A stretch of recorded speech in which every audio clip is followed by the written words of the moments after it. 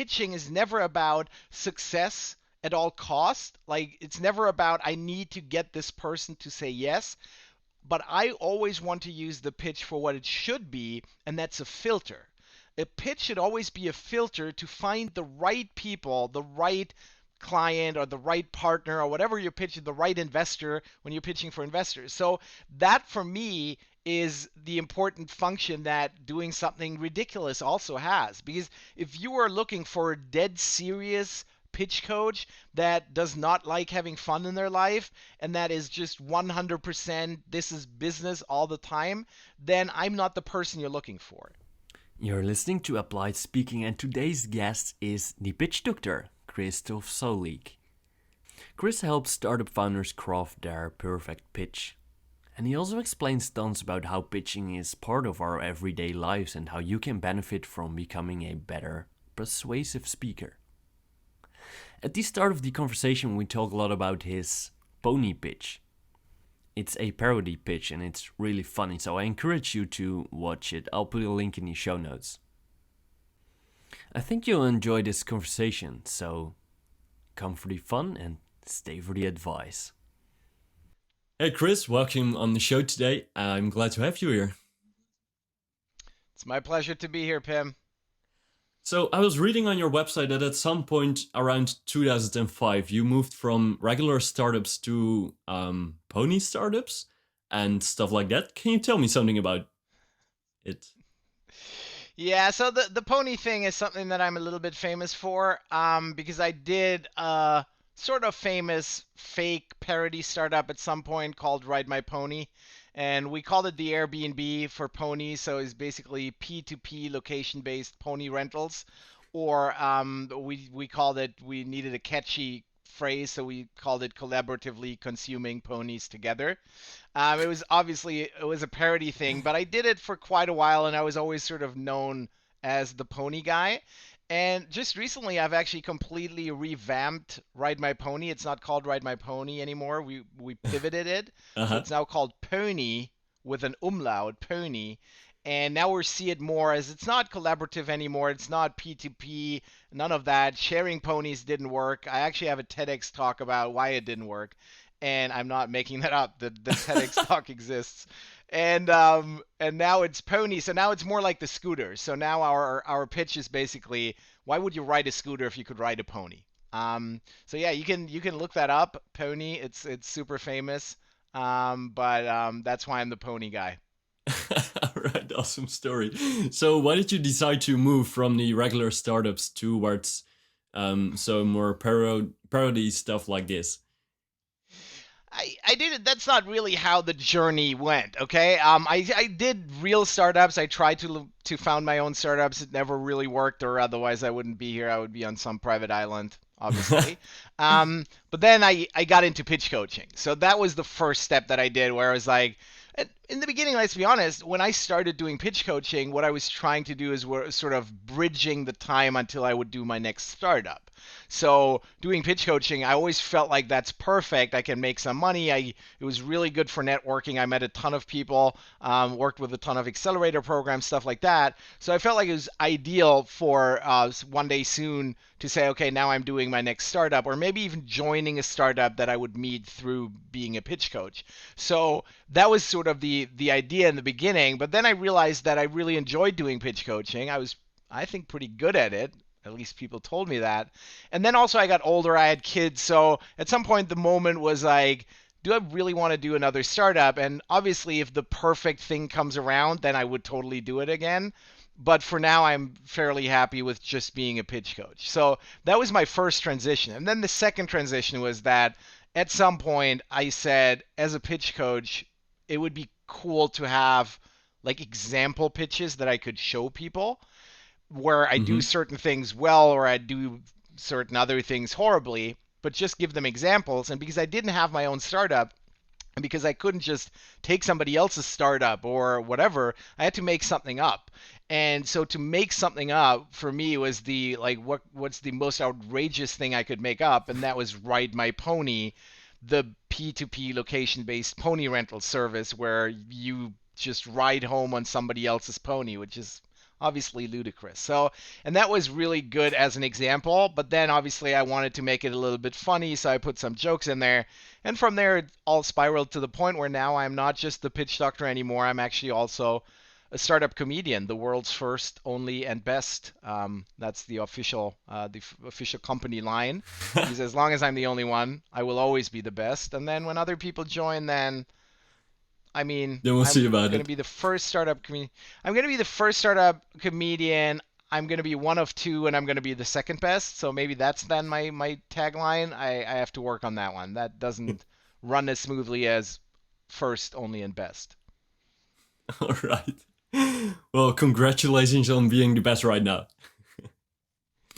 That's all I can hope for.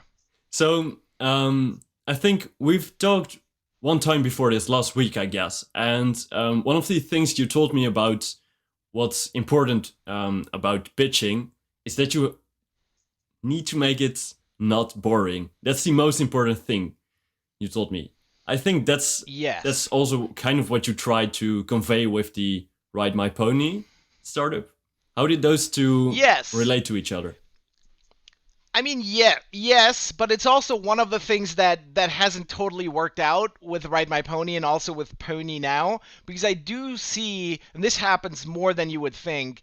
I have clients. So how I work most of the time with startups is that I don't just work directly with one startup, but oftentimes I work through like a program, some sort of accelerator program, incubator, corporate, venture lab, wherever there's multiple people that have to like maybe prepare for a demo day and do a pitch at a demo day. So they come to me and then I coach the entire batch of startups. Mm-hmm. And in those cases, what happens a lot is that the people that book me to work with their startups then send around sort of an email just to tell people who I am. And when they ask me about it, I will tell them what to send out to the teams, but a lot of times they just do it and they say, hey, we're booking this guy to help you with your pitches, and he's Christoph, he's the pitch doctor, he's funny, look at this. And then what they send is the pony pitch. And what happens is that some of these people will come to the sessions with me, the individual coaching sessions, and I can tell from their pitches that they're doing some of the stuff that I'm doing in my parody pitches. And that's the important part here. They're not best practice. A lot of it is sort of to make fun of some of the bullshit that startups say in their pitches. So sometimes I will have something where I'm like, I know you did this because it's similar to what I did in there, but I was not being serious doing it. So it's not pitch advice. It's pitch entertainment. So it gives you some learning, but it also shows you some things you shouldn't do, and you have to ask me which ones are which. I'm actually working on a commentated version to make sure that people realize this is the stuff you can copy from the pony pitch, but this is not the stuff you should be copying. Mm-hmm. But to get back to your general point, making something interesting, making a pitch interesting, making you stand out. That's really what it's about. So yes, making something funny or making something unique is something that you want to work on when you work on a pitch, but it doesn't automatically mean you should do everything that some crazy dude did in a parody pitch. All right, all right. So I was going to ask you about this. Do you feel like sometimes the pitches, the parody, the humor is backfiring? That people think I don't want to work with this guy because I want a more serious pitch? Um, that I mean I don't know, Mm-hmm. because the people that see my comedy pitch and then go like, I'm not gonna call this person, I never speak to them, so I don't Yeah. know what's going on with people that I'm putting off with it. But here's something that we can talk about immediately, because it's a really important function of pitches. Pitches are not made so that you can whatever succeed in what you're pitching with every single person you're talking to.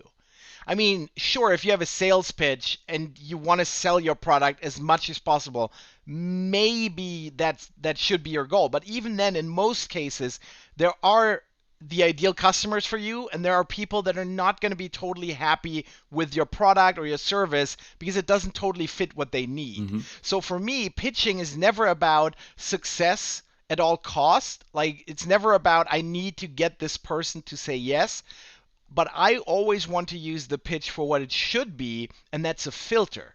A pitch should always be a filter to find the right people, the right client or the right partner or whatever you're pitching, the right investor when you're pitching for investors. So that for me is the important function that doing something ridiculous also has. Because if you are looking for a dead serious pitch coach that does not like having fun in their life and that is just 100% this is business all the time, then I'm not the person you're looking for. So for me, it works because the people that come to me that say, and I get these messages every day where people go like, I saw your pony pitch, that's really hilarious. I know if I end up working with that person, then they're going to appreciate who I am and how I work. So filter. Use your pitch as a filter. Don't try to appeal to everyone. And with my approach, I don't appeal to boring people that hate fun, but that's totally okay for me because I don't really want to work with them either. So use the pitch as a filter. You think that's also applicable when talking to investors? That there are some investors that you might not want to talk with, to work with. Absolutely.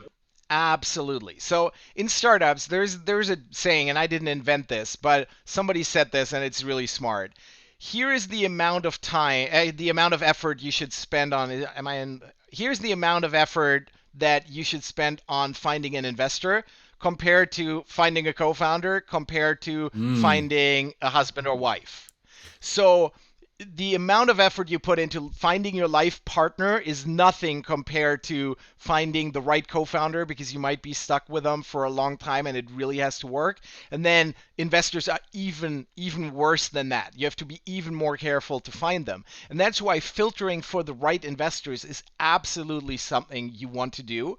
Also because investors love when you know what you're looking for. If you go to a conference as a startup and you pitch and say, we're looking for investors, so if you're an investor, come to me, people will be put off by that because it's so unspecific and they'll be like, this startup is desperate. They don't know how this industry works.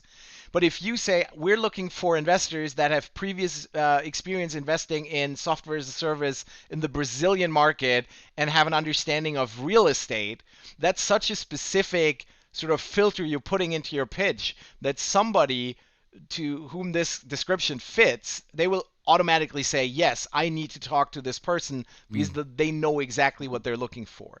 So don't ever try to appeal to every investor. It's not going to work. Be very specific what you're looking for. And also personality types. If you're a funny person, but you make a nerdy, like really dry pitch because you think that's what the investor you're speaking to is looking for, what do you get? Maybe you get another meeting. Maybe you get a second, third meeting, whatever. Maybe they even invest in you, but at some point they will find out who you really are, and then there will be problems because the personalities don't match and they get something that they didn't sign up for. And the same is true the other way around. If you're a nerd and not a funny person, not outgoing, not a clown on stage, then don't try to be those things because people are going to realize at some point that you were faking something. It could be in the first pitch, but it could be weeks later. So don't waste people's time by faking something in your pitch. Be who you are, be comfortable in who you are. That's a big thing when it comes to pitching. You have to get to that level of being comfortable speaking to people. Of course, being on stage, that's a challenge for a Mhm. lot of people. But don't try to appeal to everyone. Don't try to fake something so people will like you more. It's never going to work. Be who you are. All right. So, when I see you pitching, when I see you giving the parody pitch, it's like one huge story with no pauses, super high energy, and go go go. How is that relating to how you imagine what a good pitch should look like in terms of speaking? Yeah, I mean, it depends obviously a little bit on what situation are you pitching in.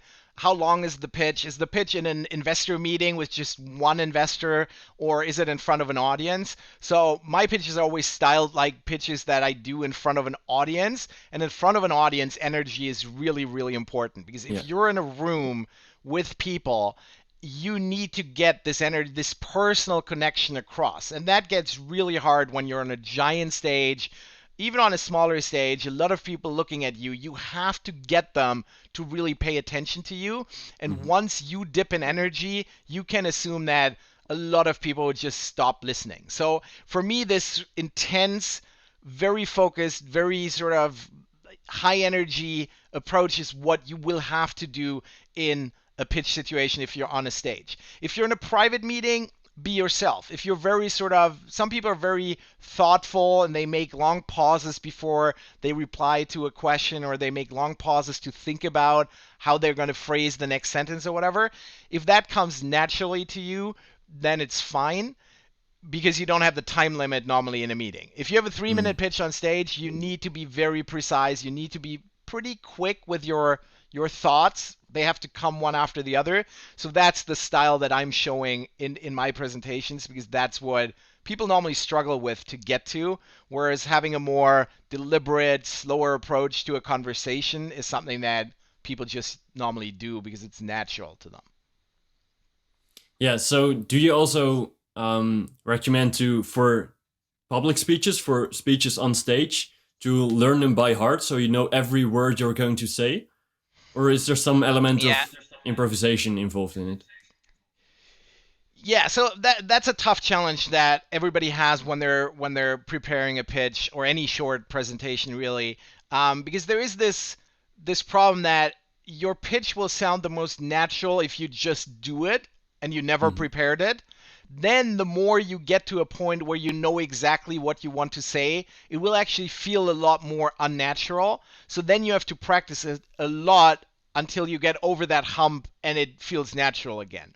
And Mhm. unfortunately, a lot of people get stuck on the hump where they sort of have a precise plan what they want to say, but they don't know it well enough, so they get stuck.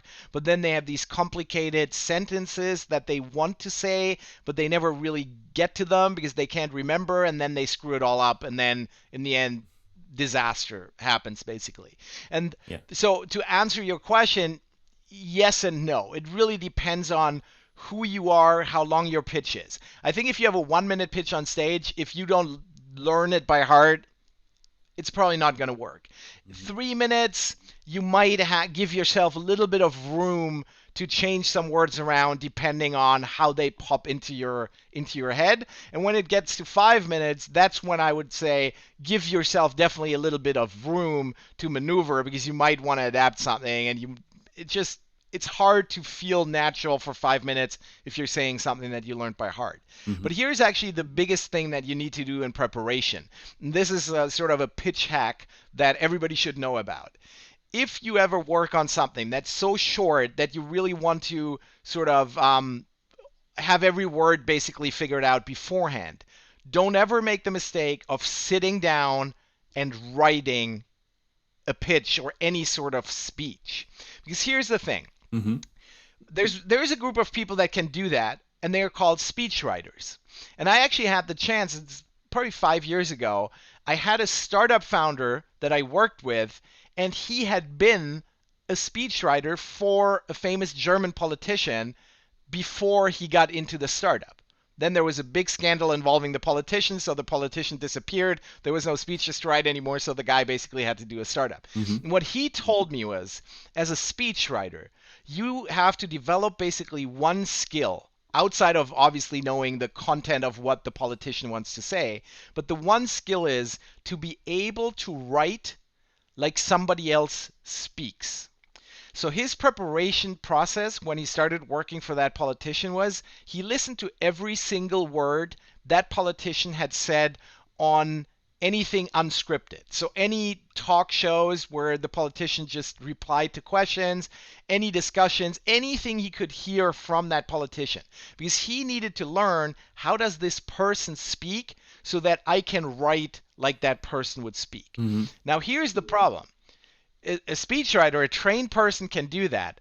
We can't do that. And we can't even do it for our own speech. And that's something that's maybe a little counterintuitive, because maybe you would say, why wouldn't I be able to write like I speak? But we can't. I can tell you firsthand, even I can't do it. And I've worked on how I speak for 10 years. And I can do some things, and I know when I build like a new presentation, I sometimes write something down and it's sort of like how I would probably want to say it, but it never ends up coming out that way. So here's what you need to do, because you can't write your own speech. you have to start with the spoken word. So when you build a pitch, you know what you want to say. Don't write it all down. Write down bullet points. Mm-hmm. Just write down bullet points of basically the things you want to say without how you want to say them. And then take that list of bullet points and then just speak it basically just how it comes to you and record it. So take your bullet points, do the pitch, but without any further preparation of how am I going to say this, and record it. And the recording doesn't have to be camera. It's not about how you look doing it. It's just about the words. And then you take that recording of what you say, and that's what you can type up. Because what this gives you is it gives you a manuscript. It gives you something that you can look at black on white, where you can cut things, you can edit things, you can move parts around, all of that good stuff that you want to do. Mm-hmm. But it gives you a version of it that came to you naturally how you speak. Yeah. And once you have that, obviously, if you change every single word in the manuscript, then again you're somewhere where it's written. But if you keep as much of it as possible and just move it around, shorten it, make it more precise, then you have something that you can actually use as a manuscript to potentially learn by heart, and you would still be able to say it because it is written in a way that fits to how you speak. Otherwise, if you sit down, you try to write your pitch, it's always going to feel like, oh, this person wrote out what they wanted to say, and now they're struggling and trying to say it, and that's not what you want to do. Okay, I think that also makes sense in perspective of the first podcast I did. On the first podcast, I talked a lot about the difference between letting your automatic brain kick in and just coming into a speaking flow and just say whatever pops up in your mind and try not to think about it too much. And with writing, you're more in an editorial state where you're thinking a lot about what you're going to put on paper. And that's different from what comes natural out of your mind, I think. Absolutely. Absolutely. But you said a really important word because you said editorial. And that's the part, that's what you still want when you work on your pitch. Building a good pitch is very little writing or coming up with content, and then it's a ton of editing. Because pitching is so much about precision, and again, depending on the scenario. But if you have to prepare a 3-minute pitch about something complex that you put a lot of thought into, and suddenly you have to explain it in 3 minutes, precision is what I call the holy grail of pitching. So you have to do a lot of editing, but if you do that editing on something that at the first moment was written, it's always going to still sound like it's been written. Whereas if you start with how you speak and that what you just said, what comes naturally to you, then you're in a much better spot. You will still have to practice it. You will still have to go through it and repitch it and then figure out, can I actually say that sentence like that? Because you will feel that it's not how I would naturally say that. And that's how I work on my speeches, my pitches, whatever stuff I have to present is a lot of the stuff I know how I want to say it, but then some stuff doesn't work. And then that's the stuff that you have to practice, that you have to look at, you have to see, oh, is it wrong because the connection here to the previous point wasn't good, or is the word too complicated, or why can't I remember that part? I always have things in my presentations that I keep forgetting, so you have to work around those and change them so that they do come natural to your brain and that you do remember them. Yeah. So the speech, in a sense, is also aimed at how your brain works. So structured at how your brain works. Yeah, it has to be, because you can never force anything on your brain. You can never you can't become a different person pitching. And this is something that's a big topic obviously when it comes to pitch coaching. A lot of people always try to act.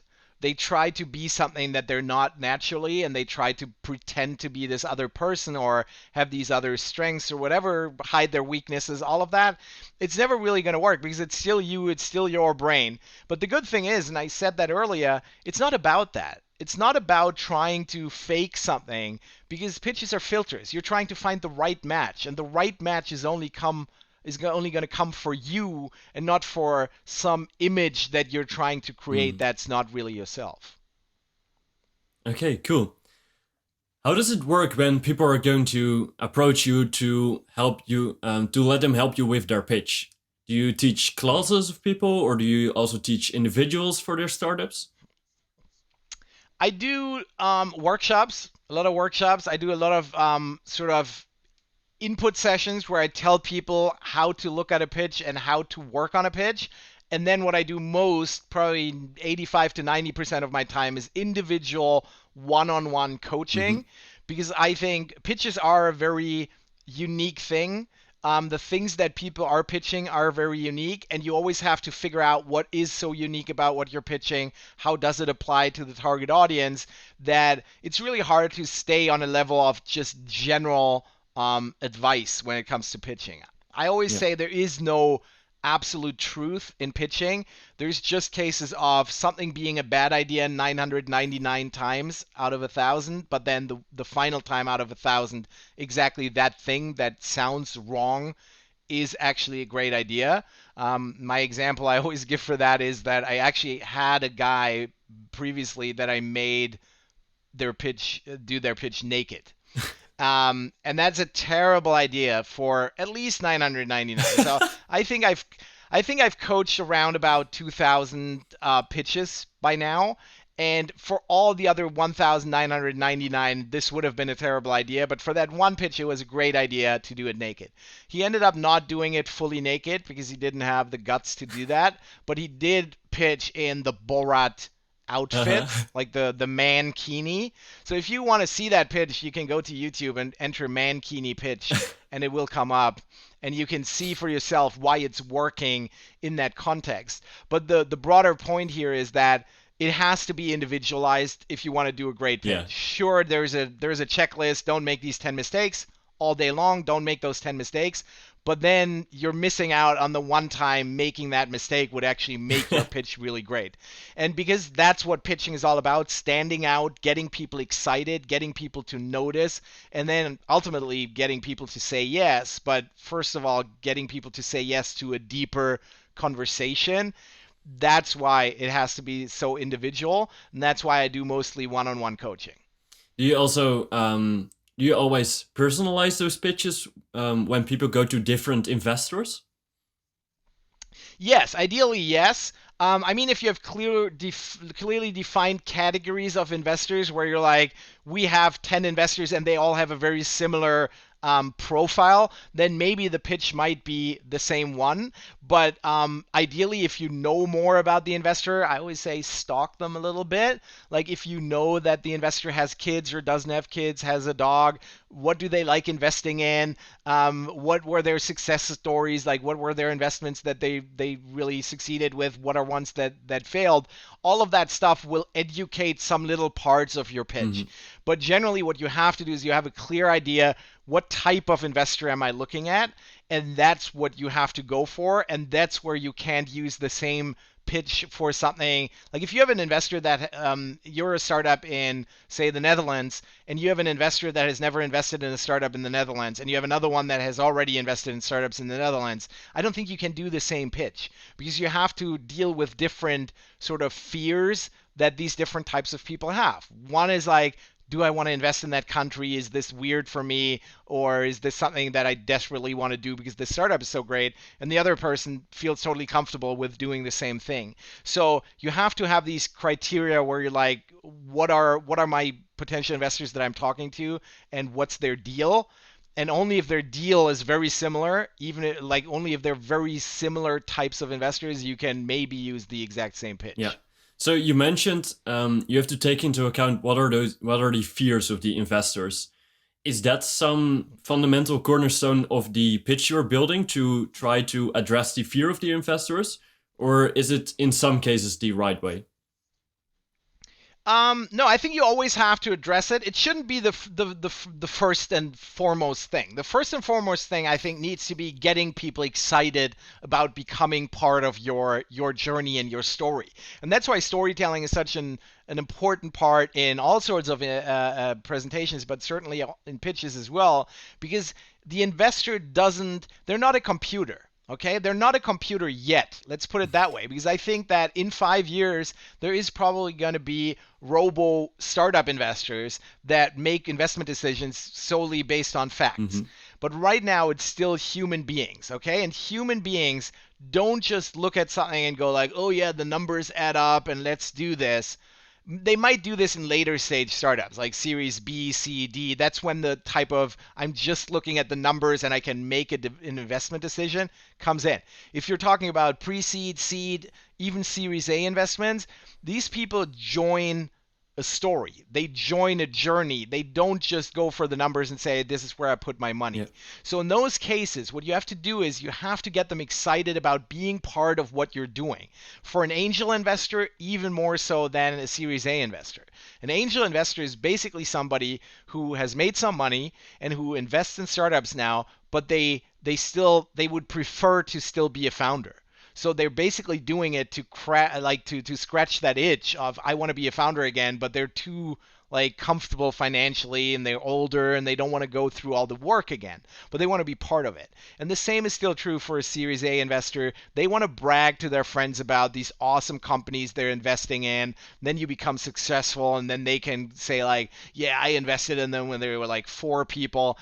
That's all part of the fun for them, and because they're human beings, they're looking at that. Mm-hmm. Some of them are aware of it, some of them do it subconsciously, but in both cases, making them care, getting them excited about what you're doing is the first step. And then taking care of sort of the fears they might have or the risk they see is something that's important in a pitch, and it's underrepresented, I would say. I think a lot of people try to hide anything that might make whatever they're pitching, doesn't even have to be a startup, but anything look like it might not work.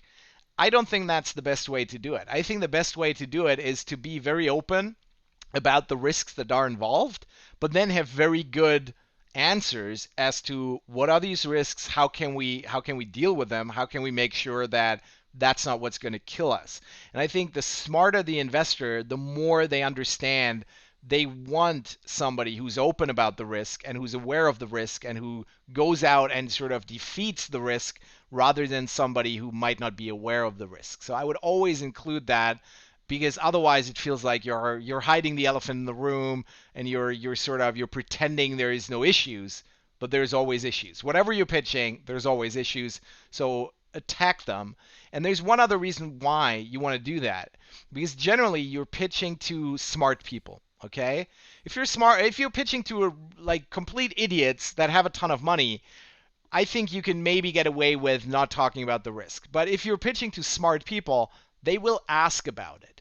And here's the thing. Whenever somebody asks you about it, the way they phrase that question really makes a difference for how you can handle that question. If they ask the question a way of like, hey, but how about isn't Google going to do the same product that you're going to do? Mm-hmm. Aren't you going to be screwed when that happens? You're immediately in the defensive. You're immediately trying to get back on track and like, no, no, no, that's not really, but you know it's already going on in the head of the person that asked you.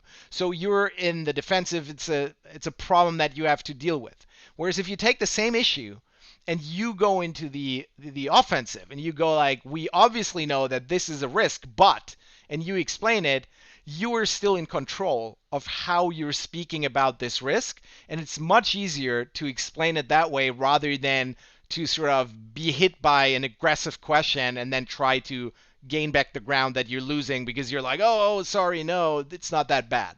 So I would always advise you the most critical thing in your pitch, put it right there because otherwise people are going to ask for it. Mm-hmm.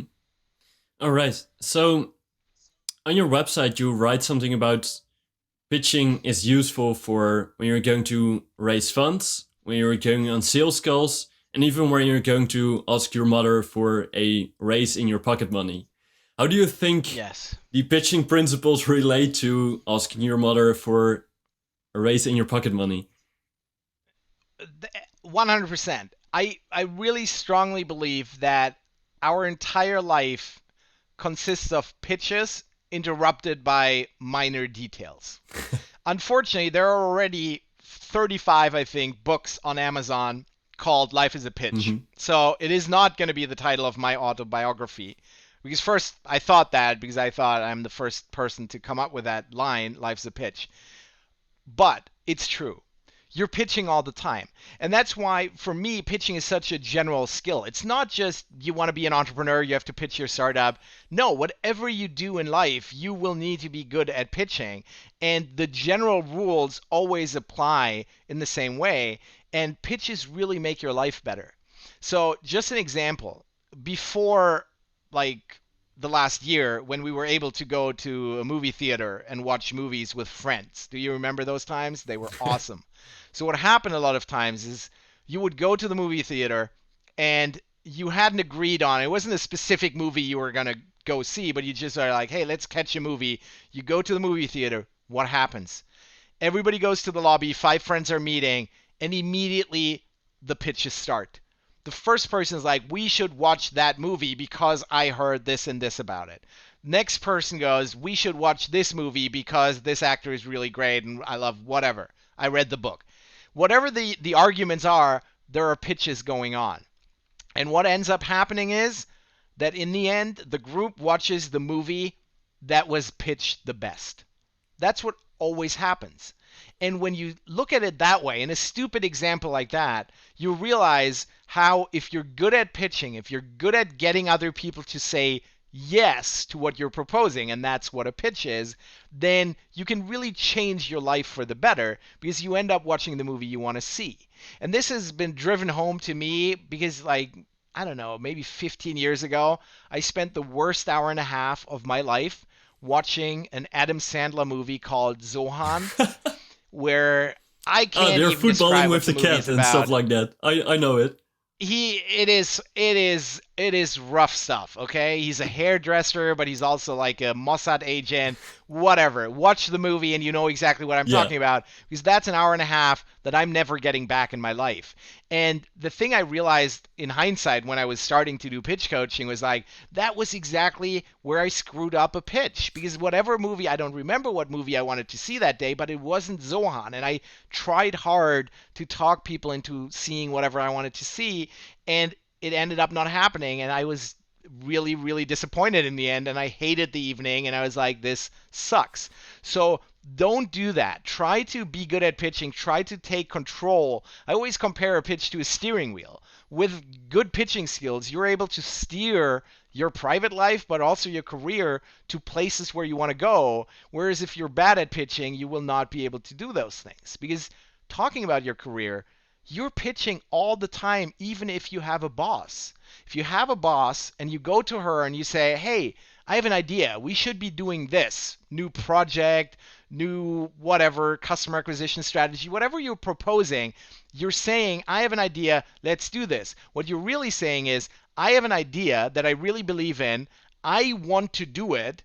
And if I get to do it, I will love doing it." Because that's how our ideas work. If we have an idea, we want to do something, we will enjoy doing it. So if you pitch that idea well to your boss and she ends up saying, "Yes, we should be doing that, get on that project," you leave the office of your boss with a big smile on your face because you go like, "Cool, the next 6 weeks, 2 months, whatever the project is, I will be working on something that I actually like because it was my idea and I think it has great potential."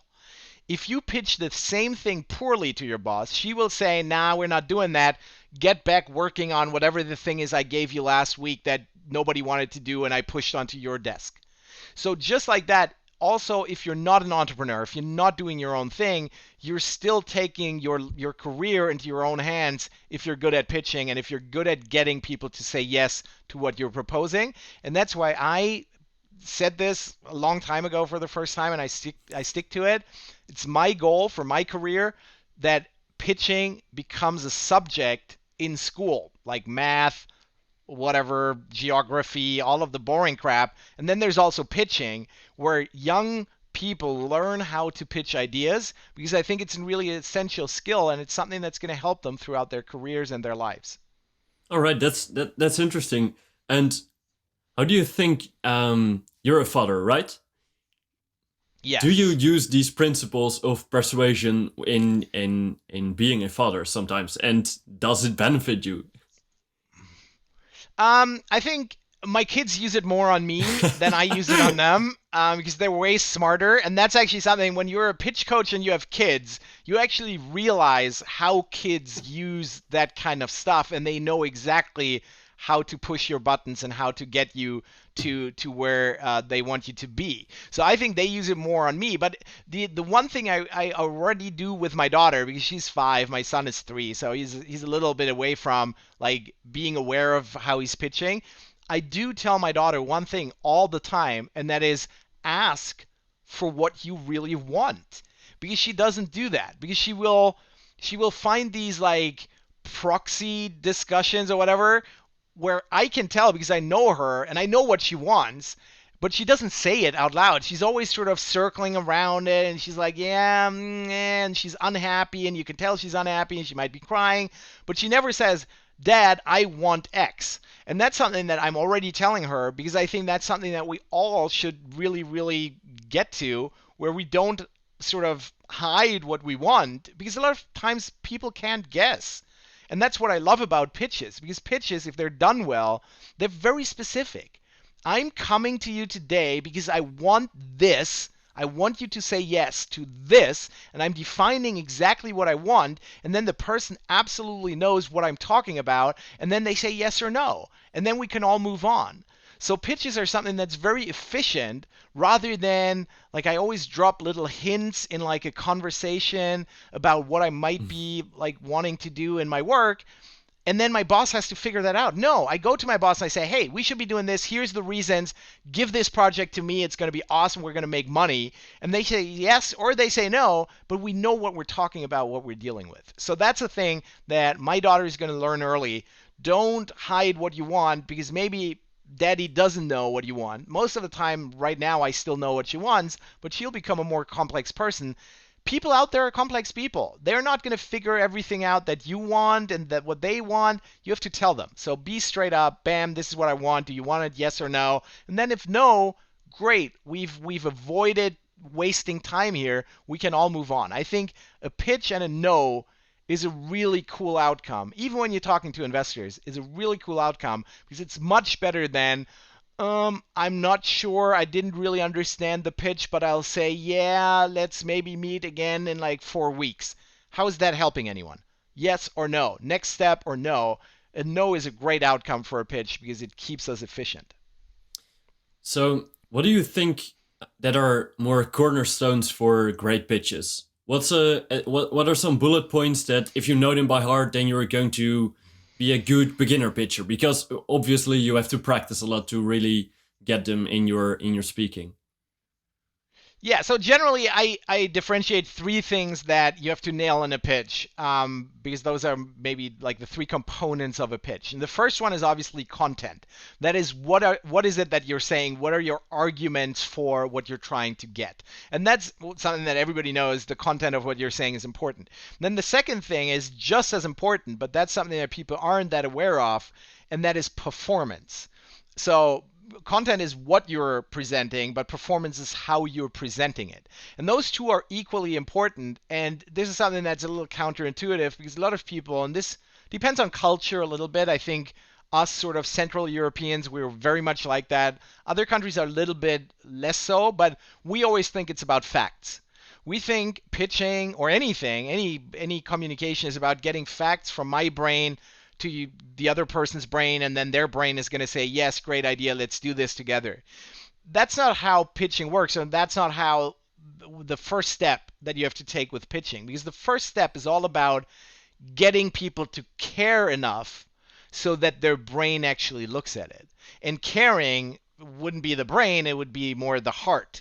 So for me, the first thing you have to realize with pitches is it's got to be an emotional thing. You have to trigger people emotionally to be interested in what you're presenting. And this is very, very true when you pitch to important people. If you pitch to, let's say, like the intern in your company, they might get excited just because you're talking to them and you're pitching an idea to them. And they might be like, "Ooh, cool, this person is pitching to me." But if you're an investor, if you're a CEO of a big company, if you're anybody with power over money, anybody who decides budgets, anybody who decides what gets bought or not, at that point, you can be sure this person is being pitched all day long. They're not waking up hoping that today will be the day that somebody pitches them an idea. The CEO of a company is being bombarded by pitches. Investors are being bombarded by pitches. So that means the first thing you have to do is you have to stand out of the crowd. You have to become one of the few pitches every day that they actually put thought in and they actually care about. And that's when the brain kicks in, and then they look at, okay, this is exciting, emotional reaction good, but now I'm checking if this is actually something that also makes sense for my brain. So those two things, content and performance, are the big pillars that you have to work on. And then in a lot of pitch scenarios, but not all of them, there's a third one, and that's visualization. So if you're pitching in like a formal context where you can use a PowerPoint, Keynote, whatever, Prezi, I don't want to forget any pitch. I don't want to forget any of the tools you might use, but slide-based presentation tools, then obviously that's a third part of your pitch that ideally should be good. But visualization can also be you using a flip chart or hand puppets, or you're doing like a role play with your co-founders on stage at a conference, whatever it is, or you hold up like pictures on paper like Bob Dylan in the music video 900 years ago that nobody knows. So I'm dating myself with that reference. But I bet it's been copied 100 times in music videos since then, but I think he invented it. So whatever you do to visualize your ideas, those visualizations obviously should be good as well. It's the least important of the three, obviously, because a lot of pitches don't involve visualizations because they happen after, I was going to say a handshake. We don't do handshakes anymore. Anyway, after you get on the Zoom and you say, "Do you hear me?" Okay? And then you just sort of quickly talk about something. That could be a pitch. But so then you just don't have a visualization. Even if we go back to meeting people in person, you're going to shake their hand. You're not going to immediately take out an iPhone and show them slides. You're just going to talk to them. And in those cases, it's just content and performance. But as soon as you take visualizations on top of that, obviously you want to do that well. So those are the three basically areas that I would define in a pitch that you want to be good at. And then there's sort of the big overarching rules for me. And they're basically, first thing, make it emotional, get them interested. That's the most important thing. If you achieve nothing else in your pitch, at least they will be interested enough to ask. If everything else in your pitch doesn't work, but they're interested and excited about it, they will ask, and there will be more follow-up. Then I think precision is the holy grail of pitching. Only saying what you need to say, as few words as possible. Because, and this is another big concept for me, repitchability. Sounds crazy, but it means that people need to be able to repeat your pitch to somebody else after you've pitched them. Yeah, okay. Why is that so important? There's two reasons. The one reason is it's basically just a model to understand how hard it is to listen to a pitch and to really understand it. So what I would aim for with any pitch is make it so easy to understand that the person can actually repeat it to somebody else. So it's just a matter of, or a measurement basically for, is my pitch easy enough to understand? If the person can repeat it after my pitch to somebody else, then you've achieved that goal. But then there's a second component to it where it really becomes about them repitching it. Because what I've realized over the last years is a lot of times pitches happen in rooms where the ideal target audience isn't there. And this happens when startups pitch and there's an investor in the room, maybe from an investment company, but it's not the person that is basically the expert for your industry. So if you're a fintech startup, there might be somebody from an investment firm that's interesting to you in the audience, but they might be their AI person and not their fintech person because they spread out over different events. And what they do is they basically collect the most interesting startups even from the fields that they're not the expert for. So what that person is going to do is they're going to have to be able to repeat your pitch to their fintech person in the company. And if they can do that easily and the fintech person says, hey, that sounds interesting, what was the startup called? Then you might get an email from the actual fintech person. And also, this happens all the time in like corporate environments when pitches from startups to corporates or inside corporates to other corporates, partner pitches, all of that, there's so often somebody in the room who can make the connection, but it's not the person that you're in the end going to talk to. And that making the connection relies on them being able to repeat your pitch to somebody else. So repitchability is sort of hand in hand with precision, but it's something that you need to think about. What is it that you want somebody to repeat about your startup? And then there's the big topic of being yourself. That's a really essential cornerstone for me as well. If you're trying to fake anything, it's not going to work. Find a level of being sort of happy and comfortable being Mm-hmm. yourself.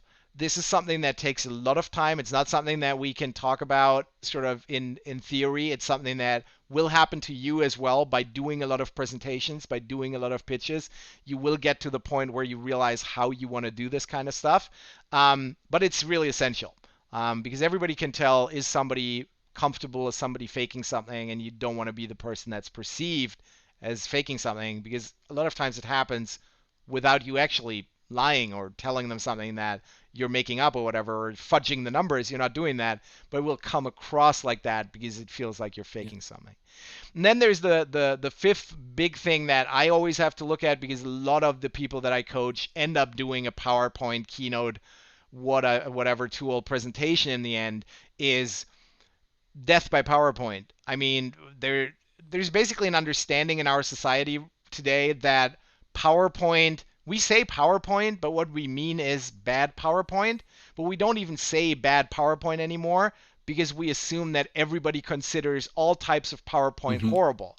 And I don't think that should be the case. I mean, it's probably true that 98% of all the PowerPoint is horrible, and that's why we make this sort of, yeah, don't do PowerPoint. No, don't do bad PowerPoint. Use PowerPoint for what it's supposed to be used, and that's something that we spend a lot of time on, to make sure that people use whatever they have in the background as support for what they're doing, rather than competition and completely shooting themselves in the foot with, yeah, terrible visualizations. Yeah, exactly. So I was thinking about, you speak to a lot of startup people. You're kind of like an investor in the way that a lot of startups come to you.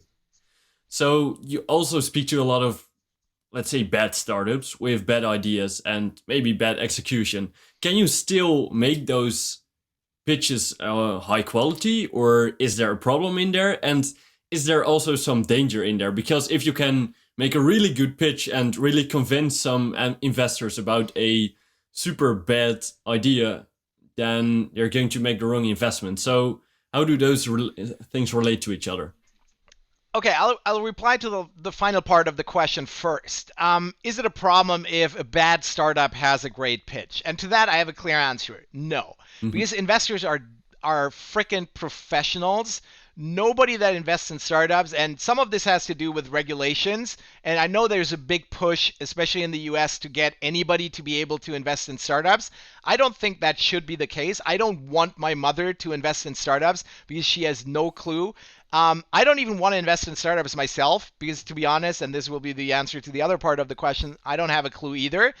Very few people have a clue. I think people have good sort of approaches um, to sort of work with the risk of not really knowing what's going to happen. So professional startup investors are not going to be blinded by good pitches, or at least in one in a million case. If you look at some of the famous failed startups, sort of Theranos, WeWork, stuff like that, what every investor, every established investor in Silicon Valley is telling you about these startups is, we didn't invest in them for a reason, because we could tell that there was fake stuff going on, and that's why Theranos had investors that had no background in startup investing, and WeWork basically had just one big investor, basically SoftBank, throw a ton of money at them, where sort of every single VC that's being asked about that says it wouldn't have happened to us, and that's why it hasn't happened to us. This is not a Silicon Valley issue. So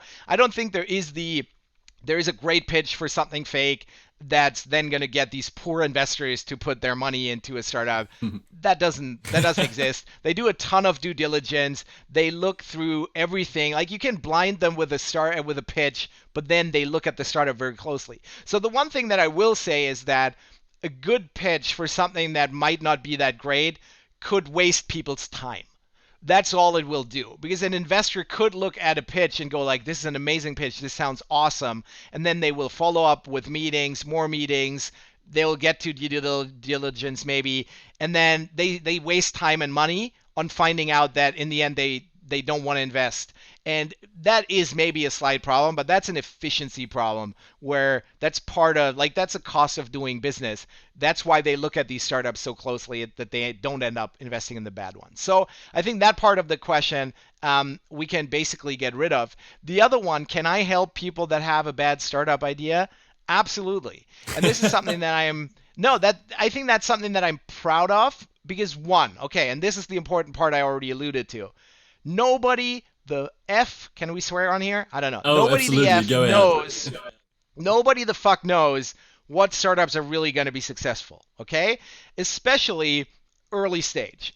When I'm talking to seed, pre-seed startups, they have ideas, they build their first traction, they're looking at finding product market fit. None of these anybody can say for absolute certainty if they're going to be successful or not. Okay? So that's number one. I don't know when I coach them. Two, there's a lot of smart people out there that say that the most successful startups all sound a little bit silly in the beginning.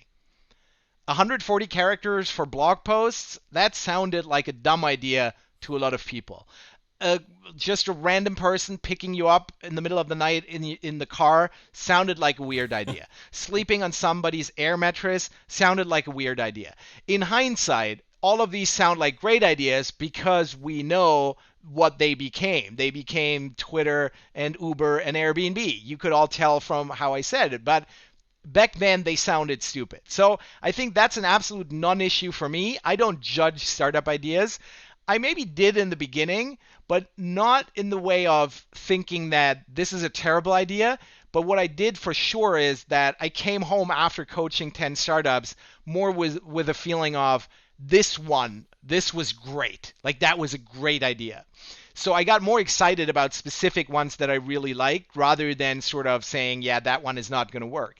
But I've stopped doing even that because by now I know, and I've seen it over the years, that even the ones I get really excited about in the beginning, they're not going to be around forever. They're going to fail. They're going to fail for reasons that we didn't see coming. And that's just the beauty of doing startups. It's something where in the beginning you can tell. The one thing I will say, though, is I can obviously tell a little bit about teams. And that's what every good investor also tells you, that they invest. It's sort of the cliche. I invest in teams, but they do. They look at people and they go, is this team of people, or is this one person, or most likely two or three, are these people going to make something happen, even if maybe the initial idea they are pitching to me right now is not going to work out. Mm-hmm. And that's the thing that where, yes, I do have a feeling when I work with people and I'm like, these people, they're fast, they understand what I'm telling them, they're thinking about things in a really smart way. So I do get excited about teams, and I would maybe I should have a list of like who I worked with and how I felt right after I pitch coached them, where I would probably have a couple of hits where I would be like, yeah, with those guys, I knew exactly. So for example, and I'm not going to name any names, but I worked very early on with a startup from Berlin that's now a unicorn startup worth way more than $1 billion. So they were doing something completely different back then. So I was working with them on a pitch that a couple of months later they just put into some drawer because they changed their business model, and the new business model they became really successful with. But when I worked with them, I could tell that those, and they were all guys, but those guys were going to be super successful in some capacity. Maybe not with that startup. I didn't think it was a great idea, to be honest, but I was like, no, but these guys, they're figuring something out because they're really smart and they're really driven and they really look at the market in an interesting way.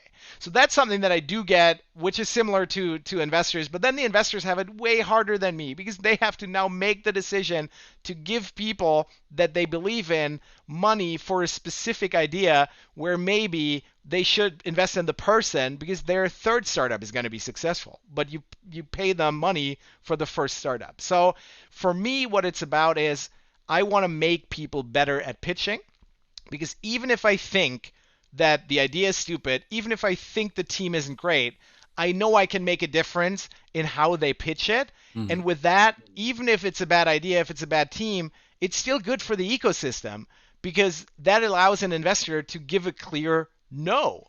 And as I said earlier, that's something that's really valuable. Like if you can make a no decision because you did understand the pitch, that's great.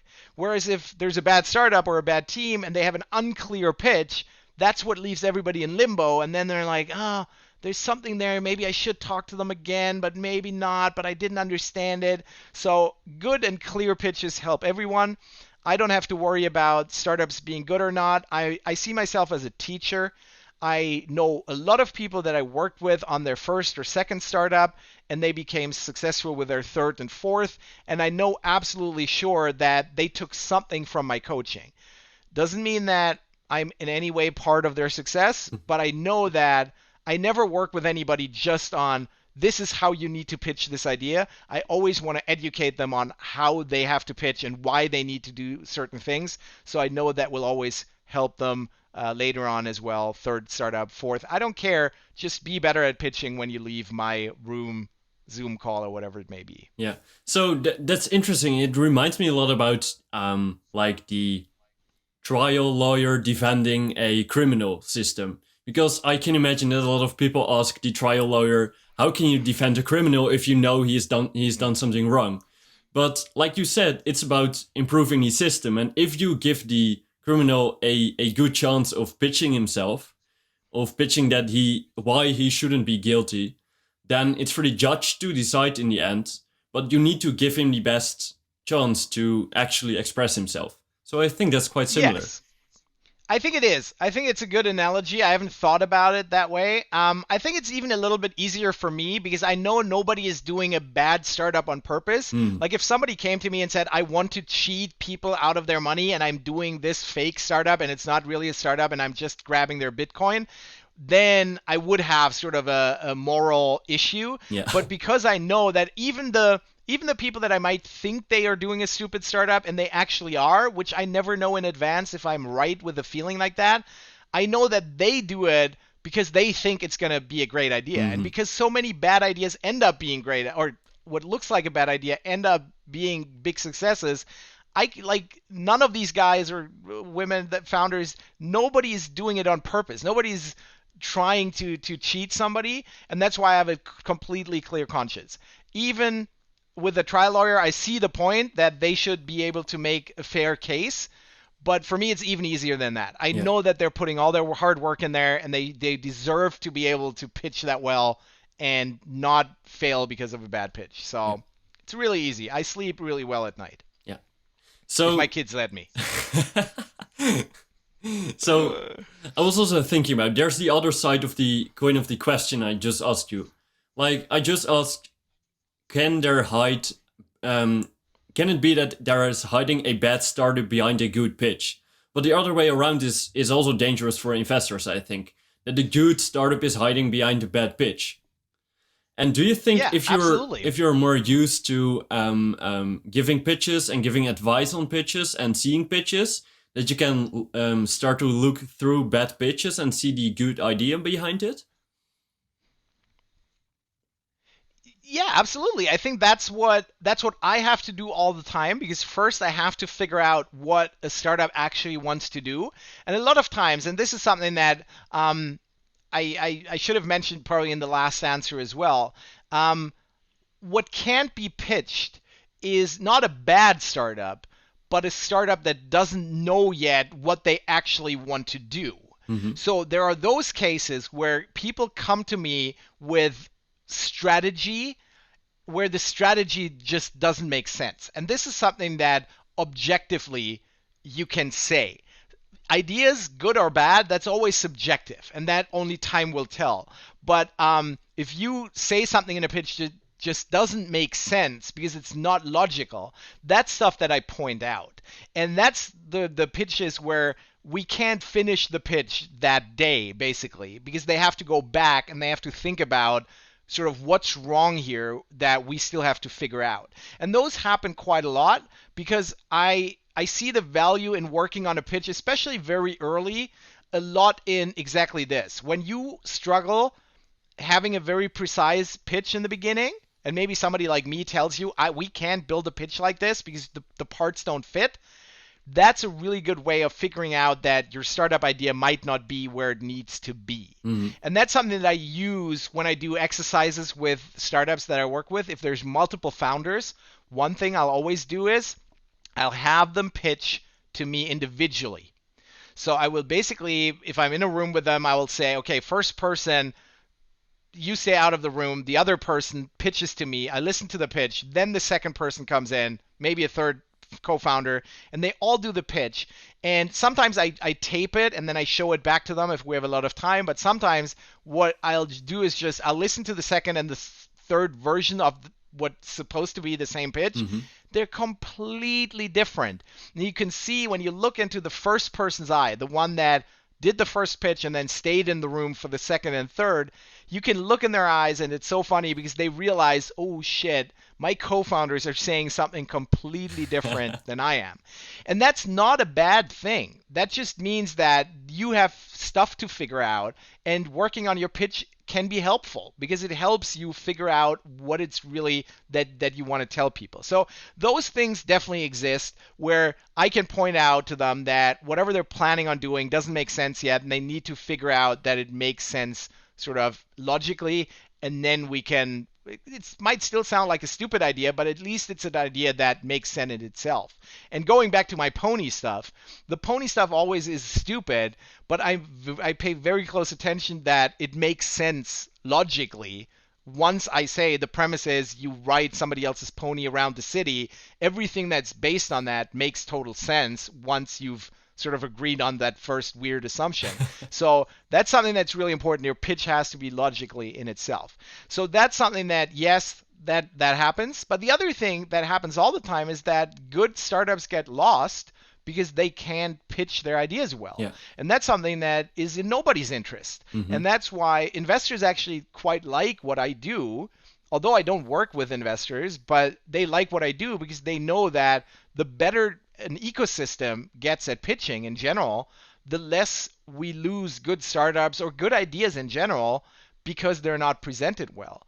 And this goes way past the sort of startup and investment realm. This is something that now I work with a lot of bigger companies that realize that if they want to stay innovative, they need an innovation culture, and that's a big thing. We need an innovation culture. But what do you need for an innovation culture? You need an idea culture. You need a culture in a company where ideas are spreading, where ideas are being discussed, and the best ideas sort of rise to the top and get done. And to have an idea culture like that, you need a pitch culture.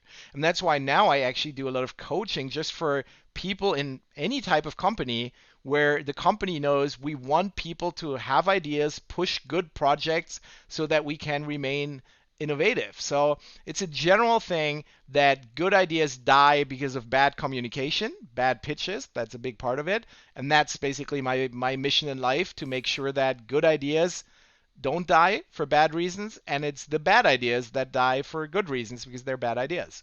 Okay, cool. So let's dive into my idea, because I also invited you today to the podcast to help me with pitching my podcast. And we talked about this, we chatted about this before the podcast, that about what audience I'm targeting my pitch to. And we made the distinction between two different ones. So one can be the audience that's going to listen to the podcast, but the other is the audience of people like you, who I asked to come on my podcast as a guest. So yeah, tell me about what we are going to work on. Yeah, so that's always my first two questions. Whenever I work with anybody on a pitch, I always say there's two things you have to make very clear when you start working on a pitch. And those are the two questions. One, what is my goal for this pitch? What am I trying to get out of this? And two, who are the people in the audience that can give me what I'm trying to get out of it? Mm-hmm. So, what that means is, it means that no, you can't have the same pitch every time, no matter who you're talking to. You have to adapt your pitch constantly, and you have to have a very clear image in your mind of the person or the type of person, the persona, if you want, that you're talking to when you're doing your pitch. So that's why I asked you this before we got into this, and you said it's these two target audiences. Now look at them. They're completely different. If you're talking to somebody who's a presentation coach of some sort, and you want to work with them and you want to have them on the podcast like you asked me, my motivations are so different than the motivations of somebody that would listen to a podcast episode like this. And that's where you have to build them one after the other. You can't do it in parallel. I don't think it works. You can't say, oh, I'm having two PowerPoints open at the same time, and then I'm adapting them, whatever. Pick one. So for now, we say, okay, well, we're focusing on who could be people you interview on your podcast. And then let's look at them. Let's see them as the target audience they are and have a clear, defined goal. And the goal would be people say yes to come on your podcast. Yeah. So once we have that, and if you're listening to this at home and you're thinking about it, this obviously already makes everything a lot easier. Because if we just said, how do you pitch that podcast? You would immediately go like, yeah, but to whom? Like, what's in it for them? What's in it for them? Like those 5 words, what's in it for... Actually, normally we say, what's in it for me? What's in it for me is the most important question in the world, I think. What's in it for me? Because every human being is inherently selfish. We need to be survival of the fittest, all of that stuff.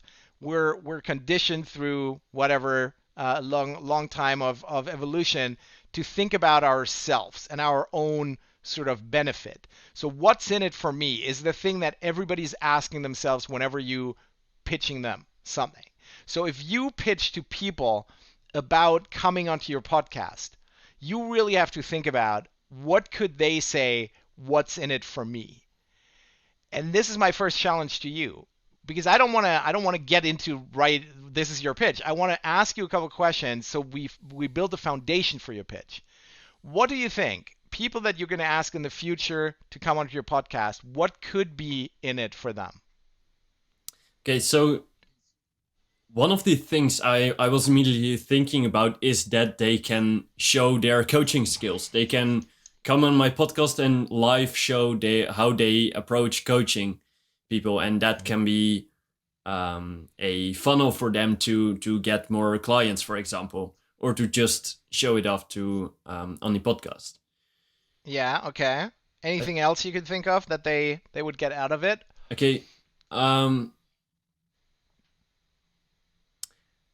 Okay, I don't know if this one makes sense, but I was thinking about the podcast like this. I'm trying to invite guests that I find myself interesting, so I try to find guests that help me overcome some struggles, like becoming better at pitching or becoming a better public speaker in general, or stuff like that.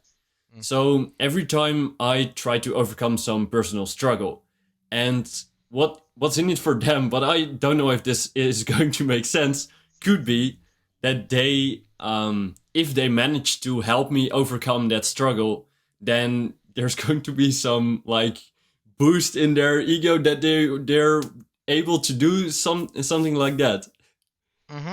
Okay. Or maybe boosting their ego is a bit too negatively formulated, but maybe just they're happy they have helped someone. Okay. Yeah, okay. Anything else? Third one? Another one might be not that I can think of right now. Okay. So here's a couple of things I can think of, because the beauty and this is probably the easiest coaching session that I've ever done, because I actually precisely the target audience. Yeah. Because you asked me to be on here, so I can tell you exactly what I thought.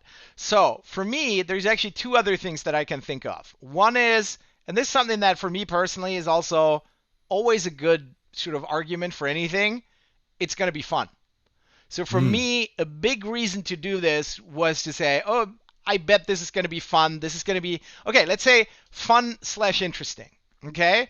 Because it can be fun, so I'm just having a good time, but also I could learn something out of it. I could get something out of it where I'm like, oh, here's an idea that I can use afterwards in other places or whatever. So Yeah. that's what I would put because it was a thing for me. Now, the important part for you, and this is why pitching is a journey, is you have to figure out in how far whatever we're thinking right now is actually going to work on people. So you have to actually talk to a lot of potential guests, and you will figure out over time what are really the points that work, and you will also get a feeling what works for what type of person. Mm. Because you might get to the point where you say, okay, people with less than 10,000 Twitter followers are more likely to go for these arguments, and then people with more than 10,000 are more likely to go for this, and then maybe it's 10,000 to 100,000, and then people over 100 are different again. So you will come up with this sort of classification Mm. of who you're talking to, what arguments work, and that means you have to adapt your pitch all the time. But for me, it would have definitely been it's going to be fun and interesting thing. And there's also one final one. And I don't think I was pretty sure you wouldn't guess that. But the main reason why I'm doing this right now was that I thought when you contacted me and what I saw from what you do for a living and the podcast idea and sort of your Twitter, I figured this is a young guy who's gonna go places, and I bet that if I'm one of his first whatever 5 podcast guests, he will always he will always remember me fondly. Like that was actually a big part of my motivation because I'm a big believer, and this is just sort of general business strategy. It doesn't really have to do anything with pitching, but I'll share it anyway. I'm a big fan of what I call add the intern. Add the intern on LinkedIn, that is. So add the intern. Because when you're long enough in business or in a specific industry like myself, so I've started doing startup stuff almost 15 years ago. Mm-hmm. And I've started doing pitch coaching 9 years ago. And I always add the intern. Like wherever I go, any accelerator I work for, whoever's the intern, I'm adding them on LinkedIn. I'm like, hey, it was great meeting you in Munich, whatever. Maybe put the name of the company in there so I remember. And what I've realized, and it was sort of my assumption early on, but what I realized is true is a lot of those people are now my clients because they go from being the intern at one accelerator to running another accelerator. And it might take them 5 or 6 or 7 years. But in the end, by building a relationship with them, by staying in touch with them, it's something that makes a ton of sense. So for me, I'm betting on you. That's basically the biggest reason. And that's something that, again, you have to figure out, does that apply to other people? But I think it can be an interesting aspect of a pitch that is, hey, be part of what I do here because you don't know what I'm going to be next. And next thing I know, 10 years from now, I'm on your boat. We're in the Caribbean. You've made $1 billion doing something. And you're like, who can I invite to my boat because my boat is so big and I need some bodies on here? Oh, Christoph, he was always nice to me. He came on my podcast when I just started out. So don't forget that argument, but test it, okay? Test all the things that you think could be something and test them with ideally with real people that might be interested in coming onto your podcast. And because it's going to be conversational, you can sort of bring different arguments at different stages of the conversation, and then you see how they react. And if they go like, oh yeah, that's actually a good argument, cool. It's going to be fun. Yeah, okay, cool. You might learn something about yourself. Cool. Yeah, you get some leads. Cool. You can show your coaching skills. Cool. You see how they react to it, Yeah. and then your pitch gets better over time. Okay, well, first of all, thanks for betting on me, man. Appreciate it. Might be the worst bet I've ever made in my life. Might be the best. Most likely it's something in the middle. But yeah, here I am investing a little bit of time into figuring out or building a relationship with somebody who's going to figure something interesting out at some point. And that's the thing. Like I'm not the boat. I actually want to be on the boat. Okay, Mm-hmm. Let's put that out here right now. If you ever have a boat, if there's a space on the boat for a nice trip through the Caribbean or whatever nice area of the world you're boating in, do consider me. But it's not really about money. It's not about, oh yeah, he's going to send me a ton of clients in the future. It's more like, no, I want to be sort of on the good side of somebody interesting. And that's a general approach of mine. It's not just you. I'm actually on a bunch of podcasts in the next couple of weeks. Mhm. And it's mostly young people where I'm more like, this is not the audience, like the big audience I'm after. And that's something you really have to figure out for your first pitches, because I have no doubt you will build an audience for the podcast. But for the first 10 episodes, it's probably not going to be a huge audience. Mhm. So don't go and say, hey, with my podcast, you can reach an audience, because then you get the question, how big is your audience? And you say, oh, it's fairly small. And then people are disappointed. Yeah. But if you come in and you say, hey, we're building something big here and I'm a cool guy and it's going to be fun, I'm personally much more likely to react to that because it sounds like an honest pitch Yeah. rather than a BS pitch that's like, oh, you will get so many leads. I'm pretty sure I'm not going to get so many leads from your Yeah. podcast, Yeah. but Yeah. I'm already having fun and I'm getting to be on the boat, and that's good enough for me to spend an hour and a half with you today. Yeah. So that for me is the don't look for the immediate payoff. That's my general approach. That's why I'm here today. If everybody else says, no, I don't care, and you're not a cool guy and you're never going to be successful, then that argument is not going to work for your pitches in the future. I Yeah. have to say that would be devastating. But yeah, I mean, there is definitely a pitch to be built for your podcast involving a boat. Yeah. Yeah, okay, cool. And I think that also applies to the stuff you said earlier about your pitch is a filter. Because if I just start to say stuff like this and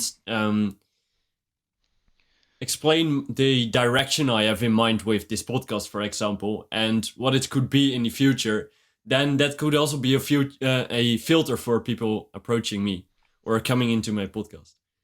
Absolutely, because let's be honest, you're not going to get the person that's super numbers driven, that's Yeah. super like return on investment. I'm going on this podcast and then I need to sell like 10 of my courses or 10 hours of coaching or whatever. People that have these very clear sort of KPIs and they think about it all the time, most likely not the person that goes on to one of the first 10 episodes of a podcast. Yeah, and might Those are also the not ones you be the get. person that I would want on the podcast because it's a lot of fun to talk to people like you. And I think if the other person is more interested in the general conversation and the fun and other stuff behind it, then it also makes the conversation more dynamic and more fun for me as well. Yeah, absolutely. Because one other thing that was interesting for me is because you weren't super.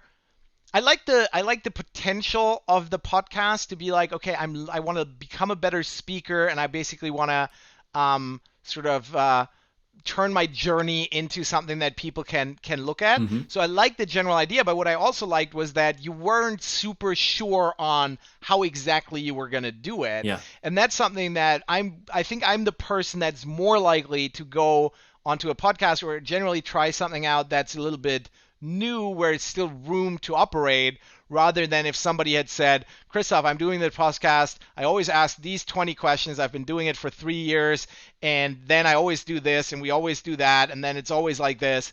I would be less excited about it. Yeah. My brain might kick in and say, if this is a very established podcast, so if other podcast hosts are listening, and if you have a really boring podcast like this, but you have a ton of listeners, please do still contact me because I want to be on your podcast for the leads.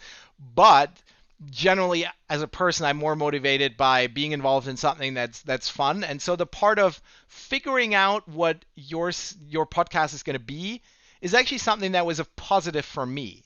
And talking about the filter again, I think that can also be something that you use in your pitch where you're like, what's the elephant in the room? You're not an established podcast. You don't have a ton of listeners yet, but it gives people the chance of being part of something, like turning the podcast into something and sort of molding how it's going to be in the future as well. And I think this appeals to a certain type of audience. So if you say, I'm going for it, I could see a pitch going like, hey, I can't give you money. You're not going to get a ton of leads on here, but I can guarantee you, you're going to have fun. I'm guaranteeing you that if I become a billionaire at some point in the future and I have a boat, I will invite you on the boat. That's guaranteed. Plus, you can be on one of the first 10 episodes of a podcast that becomes really successful. And then you can say, hey, I was on a podcast that became really successful, and I basically helped molding it into what it is. I think that's a type of pitch that works for a specific type of person. And I think it works for the type of person that is most likely to give your podcast a try. Yeah. This also, and this is, I think, cool for listeners, this also means your pitch has to adapt a lot over time, because what's cool now is going to change. The audience is going to become bigger, so that part of your pitch is going to become bigger. But maybe the this is going to be so fun and this is going to be so cool part goes down a little bit, because if I'm episode 99, I don't have the feeling that I'm doing something super early with a cool person and a cool podcast concept. So that's why you always have to keep your pitch moving, so that there's always a real image of what it is that you're pitching, because the thing you're pitching is constantly changing. Yeah, exactly. I mentioned it before that this could be a cool filter, but this, how you explained it now, is a new way to think about it for me, because I didn't realize how much fun it could be for you to be part of structuring this podcast and to be part of thinking about how we are going to do this and figuring stuff out. And I think in a lot of cases where I'm reaching out to people, like I mentioned earlier, I'm reaching out to people to overcome some personal struggle or something I don't know yet. So in a sense, I'm always presenting something to people like, this is something we can work together on the podcast. And I don't know the answer for this. I don't know the structure for this. And we can figure it out together on the podcast, and it might be fun to do. Mm-hmm. Yeah, that's definitely something that triggers a specific type of person that would be interested in that. There's completely different people, and this is the thing, you have to know who will realistically come onto my podcast right now, because right now you're pitching for the first 10, 20, whatever episodes. And also you have to know, am I going to be able to make those people happy?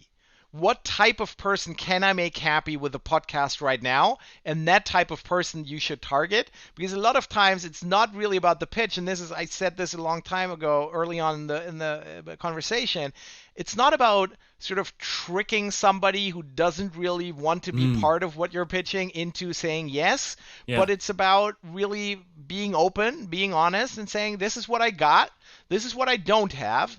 If the major audience is your thing, can I keep you on my list for like episode 50? Because that's when I have 100,000 listeners. But be open with them and tell them exactly what they can get, because otherwise they're going to be disappointed.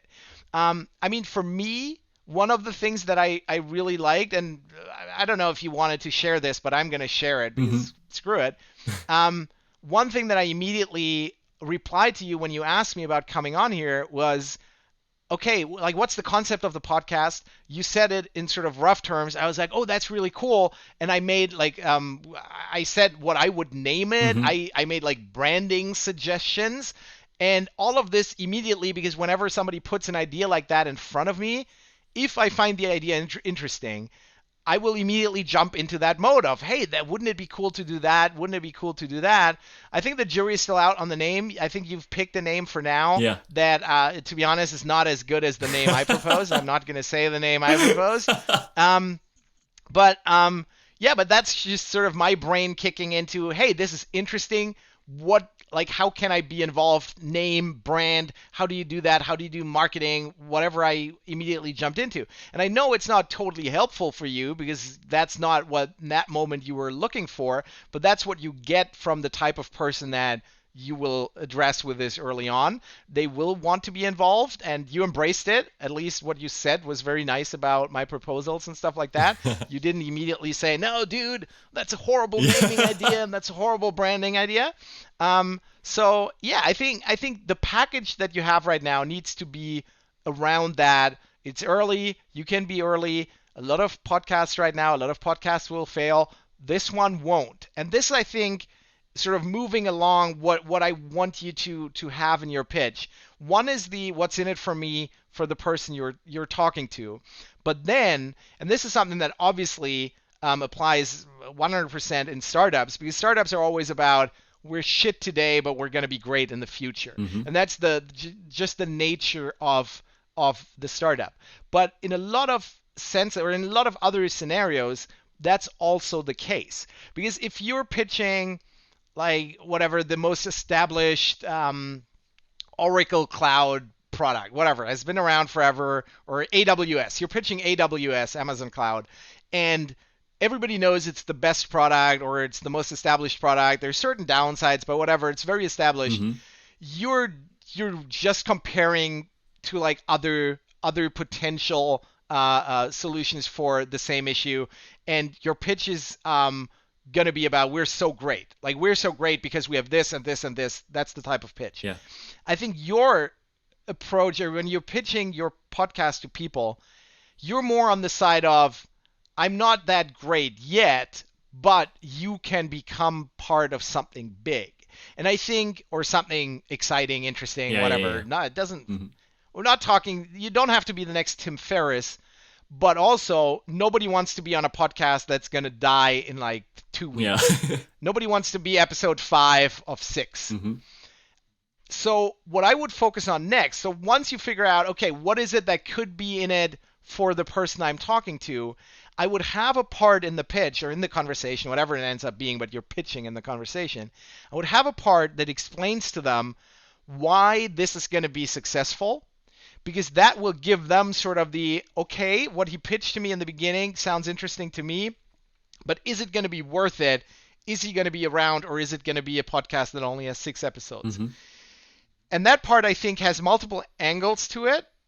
I think one big angle is you, personally. I think people have to buy into you to come onto your podcast. And this, again, is very much a parallel to when you're doing a startup or when you're doing any sort of new, even if you're a solopreneur and you're building a personal brand like myself, if you're doing that, people have to believe in you. So in this case, they have to believe in you. They have to believe in the concept. I think the concept has the interesting wrinkle of it's not fully developed yet, but you can be part of developing it. Yeah. So I think that's appealing to people. And then also it has to, like, you have to show as much track record, as much achievements as you possibly can. And this is another thing that I always tell people. Achievements are always have to be seen in relation to how much time, money, and effort you've put in. Mm-hmm. So that it's no problem that you don't have 100,000 listeners on your podcast as long as you haven't been doing it for 5 years.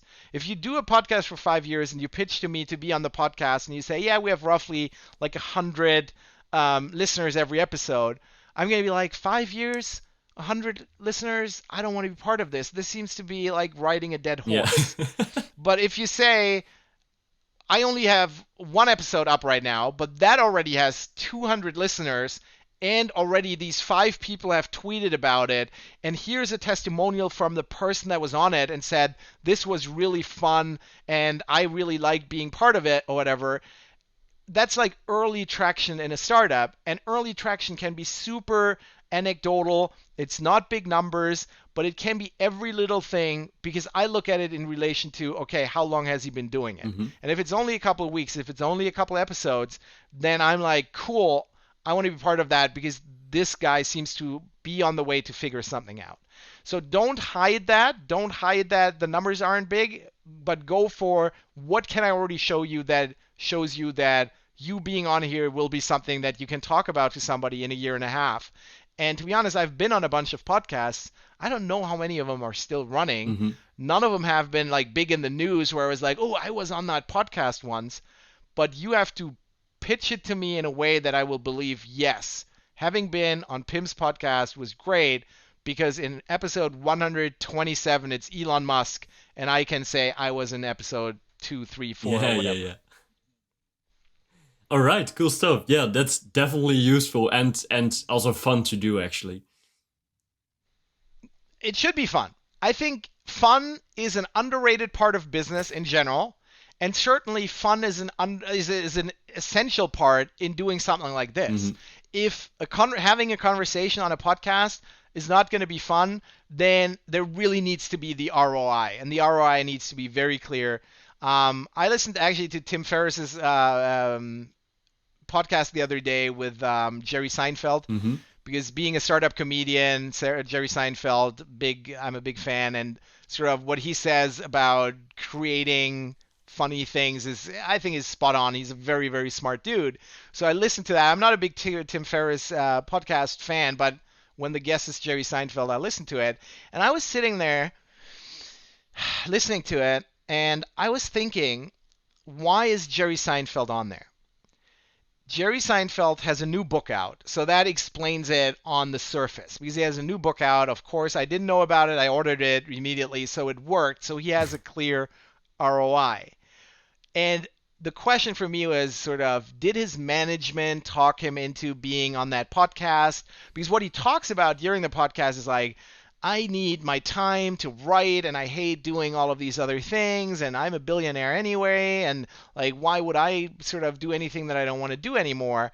So I'm like, why is he on here? Did his management force him? Was that part of the deal with the publisher? You have to go onto so and so many like media things, and that is probably the case. But then also Jerry Seinfeld at least did a very good job of making it appear like he was having fun. Hmm. He said it a couple of times, but you could also feel in his answers, and I think you can always tell in the podcast when a guest gives an answer that's maybe a little bit more than the standard answer or the answer that they would have gotten away with, but they give a little bit of extra because they feel like maybe it was an interesting question, it was something they hadn't been asked before, stuff like that. So I was paying close attention to that, and in the end, I think Jerry had a good time. I think he was interested. I think he did get a couple of questions that he really liked. And it was funny, which is obviously his job. Tim Ferriss wasn't that funny because he's not a funny dude. But so all in all, I think that was fun. And I think if you have the reach of Tim Ferriss's podcast, you don't have to make it that much fun, but it's nice if you can do it. But if you don't have the reach, if you don't have the hey, you're gonna sell, I don't know, like how many books did Jerry Seinfeld sell from that podcast? I would be super interested in knowing. They're not tracking it, so there wasn't a code or anything. So, but it would be super interesting. Is it really worth it, or is even somebody like Jerry Seinfeld saying, "I'm going on Tim Ferriss's podcast because I like that guy, because it's interesting, and because I think he said something like he listens to the podcast." Um, so all of that, that's the package that you're making, and fun, I think, is something that works in a lot of contexts because people are human. They want to have fun, and if I can work with one person and it's going to be fun, and I can work with another person and it's not going to be fun, a lot of people pick working with a person that's fun. Nice. Okay, so is there a next step in the pitching process you're always guiding people through, and you're going to guide me through right now? Yeah, so I think the next steps are the stuff that takes a little bit longer, so it's a little harder to do it live. Hmm. But the next step would be for you to basically to pick your arguments. I would have done a couple other things. I would have asked you like, what is the most amazing thing about? You actually answer that question. What is the most amazing thing about your podcast? Well, I think one of the most amazing things is that it's a super I don't know if humble is the right word, but vulnerable approach to showing Hmm. the student approach from someone that isn't particularly good at a skill right now, but is going to improve over the course of the next few weeks, months, years. So I think Okay. that should be the most appealing in this. I think. Yeah, okay. So I think that's a great answer because I do think it's a really important part. It's sort of the build in public, learn in public Yeah. type of approach, and I think that appeals to a lot of people. It certainly appealed to me because I know that how valuable that can be for people to do it, but then also for other people to follow along and sort of see the journey. Yeah. So I think that's a really good answer. But my reason for the question is that a lot of times I work with people on pitches and I asked them this question. I have this little sort of, I call it the Pitch Doctor anamnesis form. Hmm. It's right here. Yeah. It's very secretive.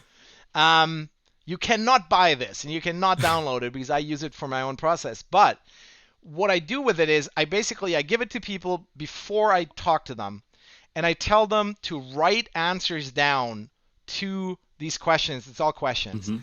And write answers down, and I basically tell them to do it spur of the moment, gut feeling, don't overthink it. And what I also do is when there's multiple founders, I tell them to do it individually and then discuss and sort of agree on an answer, because then they get the effect of, hey, we're seeing the same thing we're doing together. We're seeing it completely differently. Yeah. So, and what I do with that is basically when you're pitching something, it's really hard to find where you need to start with a pitch because you're too close to the thing that you're pitching. So in your case, you've been thinking about your podcast probably for a couple of weeks very, very intensively.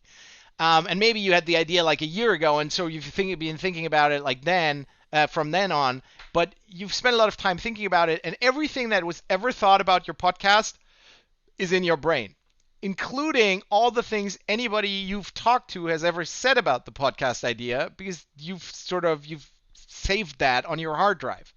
So it's all in your head, which makes it really easy to build a pitch that sucks, because you can build a pitch that makes sense for you, but not for anybody else. And this is one of the biggest mistakes I see people make, which is where I see the pitch makes sense sort of in itself, but only to the person that did it. And I can spot that and point that out now within a minute. Probably 5 years ago, I wasn't as good at it because I was like, why don't I understand that pitch? And then I would realize that, oh yeah, like they left out some stuff they should have told me. I had a really nice example recently of a pitch like that where I wasn't coaching them. I was on the jury for a pitch event, and they were pitching a startup, and it was maybe a 3-minute pitch. And 2.5 minutes into the pitch, they said they were talking about traction. So they were talking about what they'd already achieved. And they said, hey, there was already 500 paper planes sent on our platform. And then they continued other traction, so and so many users, whatever. And I was sitting there, and I was like, paper planes? And then there was the Q&A afterwards, and I asked them, what are paper planes? Because they hadn't explained it. And that moment, they realized they screwed up, because for them, that they call it paper planes is completely clear, because they do it all day, they've done it for months, and it's so ingrained in them. But they didn't remember that the audience, the jury, the audience, nobody knew what a paper plane was. So they had to introduce it. They had to say, this is the feature. And they talked about the feature. They'd just forgotten the half sentence, and we call that a paper plane, or sending a paper plane. And then the entire pitch would have made sense. But like this, I was like, what is a paper plane? Yeah. So my point is, it's very easy to start by being too close, by starting the wrong way and not explaining sort of the basics and the essentials to people. And that's why I use this anamnesis form, because I force people to basically forget what they're already doing, because you're already pitching your podcast. You've already talked to people. You've talked to me, certainly. So you already have a way of pitching it. I think in your case, it's not too bad because you haven't been doing it that long. So it's not it hasn't become second nature. You're still figuring it out. Yeah. But the more you pitch something over a long period of time, the more you get sort of, this is always how I do it, and it's really hard to get away from it. Yeah. So what I do with this little form is I force them to just write down a gut decision. Then I do the coaching session, and then I'll go in and I'll say, okay, right now you've talked to me about what you do, what you want to pitch. What is the greatest thing about what you do? And then they read it from the piece of paper, or they wrote it into the PDF, whatever. And then I go like, okay, where was that in your pitch? So that's the way I use that, is to get people out of what they've always done and what they always thought sort of works, because it's so hard to challenge your own stuff. So this is my way to challenge them. So for you, if I'd asked you beforehand, what's the greatest thing? You said it's the vulnerable, I'm doing all of this in public thing. And you had prepared a short pitch for me, and you told me the short pitch, and there wouldn't have, the word vulnerable wasn't in there. I would have pointed out to you, why is the greatest thing about your pitch, the thing you like the most, not the thing about your podcast, why is that not in your pitch? Yeah. So that's the thing that you have to use when you've sort of done a pitch over a longer period of time and you've done it almost too many times to get away from Yeah. it. Yeah. So here in your case, I think that really needs to be at the core of it. You need to make sure that you put that at the core. So my next step now would be, and this normally takes a little bit of time, but we can do it right here, right now if you're up for it, is you could do a first trial of what is the order of the arguments that I want to put out in the pitch. So basically that paper full of bullet points that I mentioned earlier, what are these bullet points and in what order would I do them in a pitch? We would have to basically say, how much time do you have? Is it in a conversation? Is it whatever? And then you could write that up, just the bullet points, and then we could look at it and say, does this structure make sense? Is it logical? Is there anything where people would say, I would need to know this first, but you're only saying it in like minute 3, like the paper plane thing or whatever it would be. So that would be my next step. I don't know if you want to do it right now. If we want to do like a fake Zoom call, you're calling somebody who could be an interview guest on your podcast, and you would go like, hey, cool that you replied to my email. I'll tell you a little bit about what I'm planning on doing. We can do that right now if you're up for it, but that would be the next step. Well, yeah, sure. We can try to keep it short, but let's go for it. It should definitely be short. Yeah. So how are you going to pitch this? You're mostly going to pitch this, like first pitch would be an email, cold email. I think so. Email or Twitter DM, stuff like that. Yeah, okay. So I think for you, actually, the most valuable way of probably working on this would be to try to do like a, Twitter DM style, really short keywords. Keywords in pitches, especially when the pitches are short, are something that's really, really important because nobody's going to remember your 3-minute pitch, all of it. People are going to remember little bits of it. And the little bits have to trigger the right places, first in their heart, then their brain, where they go like, oh yeah, interesting. Okay, now I know, I want to know more. So I think it would almost be, but try to put it into 280 characters or whatever. Yeah. But the good thing is the foundation is the same thing. Yeah. No matter if we do a fake Zoom call or we talk about a Twitter DM, what is the order of your points that you would make if you talk to somebody for the first time?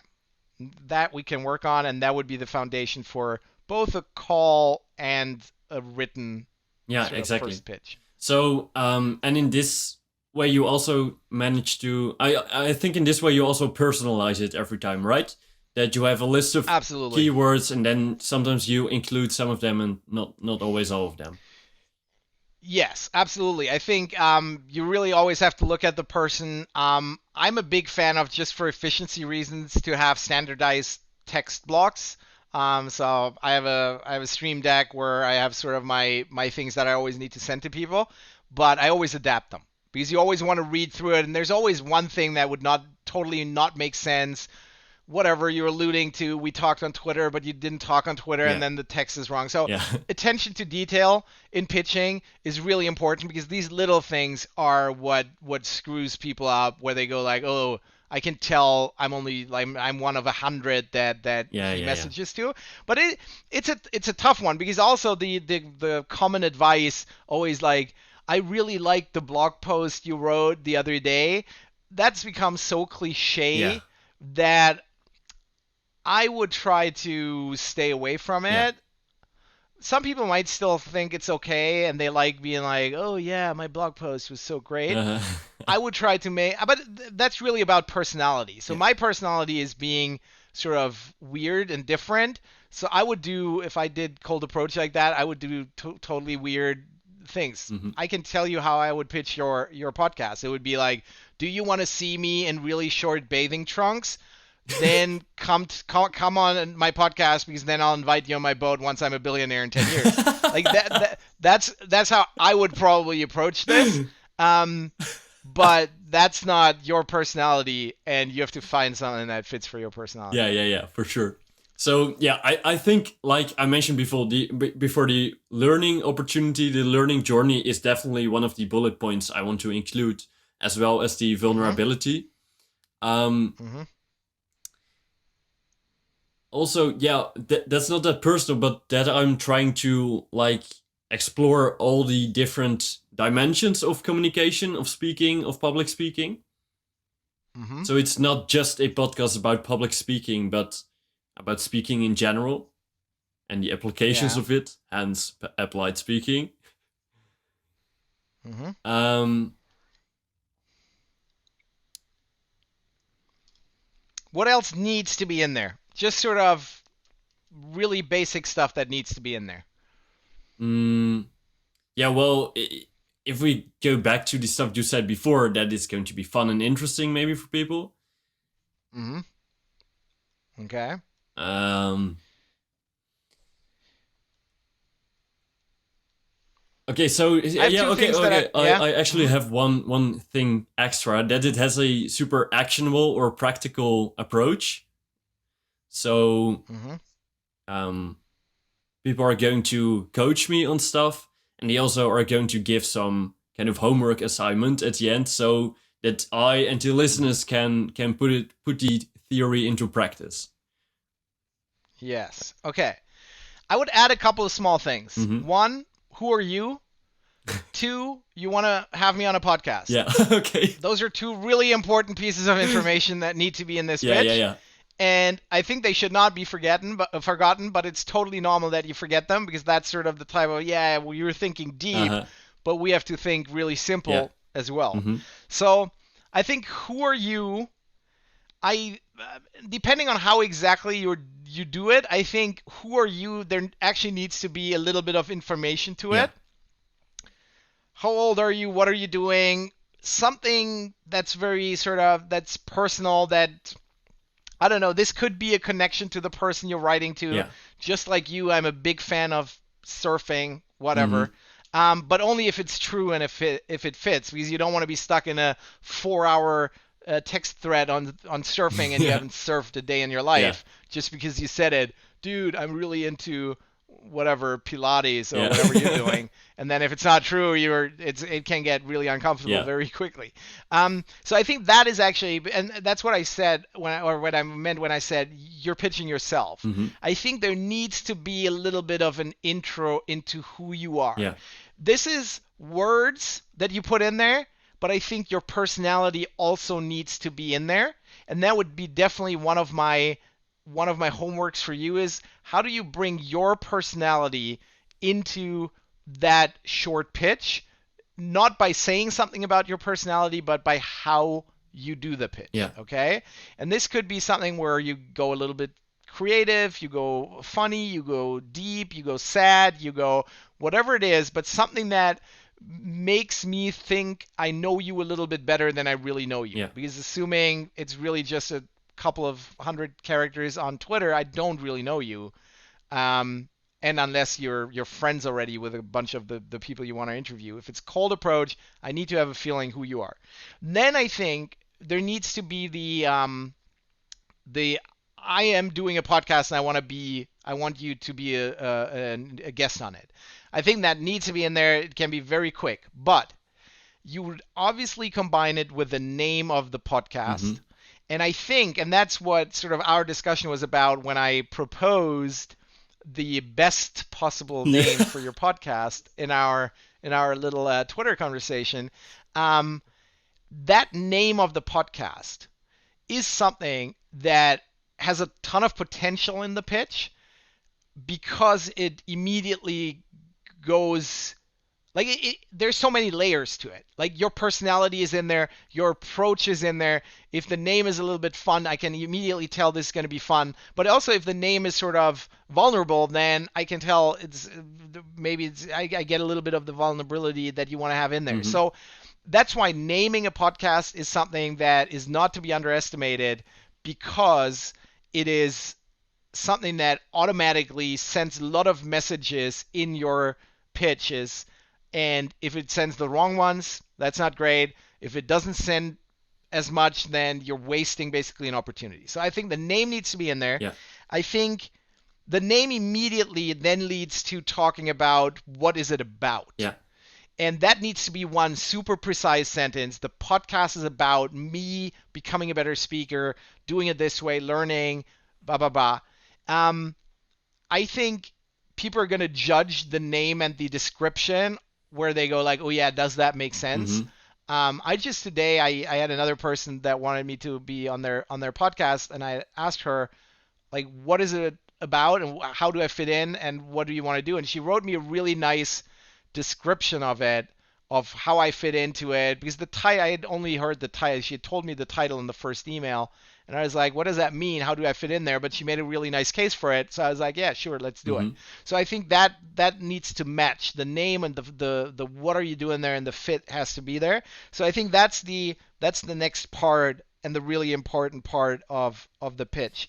And then I think there's probably like one more sentence on a little bit more detail about the podcast, a little bit more of sort of the, yeah, it's going to be fun and interesting, a little bit the actionable approach. So actionable, I think, is a really good word because it's a keyword. People can see that. I don't know if you wanna, is learning in public, is that a thing? Yeah, I think so, Is that a definitely. term Yeah, that's yeah, being yeah. used? Yeah. So and that's what I mean with keywords. So especially when we're so used to scanning Twitter that we scan Twitter for certain words that interest us.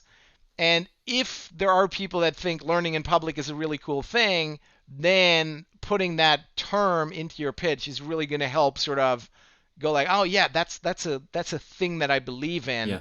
That's so for me, it's like, yeah, building in public. If somebody says I'm building this in public, I'm immediately interested because I know I can already guess like 50% of the people they follow on Twitter, Yeah. and I can feel like we're sort of on the same wavelength. And for us, the connection was obviously that the visualized value thing with Jack Butcher, where I could tell from I think how your website looked Mm-hmm.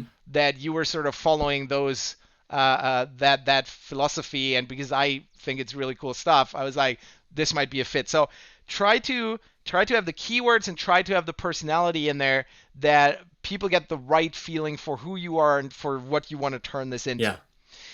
And then I think there needs to be one more part to this where you basically go back to the, okay, what are you getting out of this? I think we're teasing the what are you getting out of it in the beginning when you talk about, okay, what is this about? Why is this sort of a cool concept? Mm-hmm. But I think you have to make it more specific, and I think you have to make it more specifically because you're not a name brand.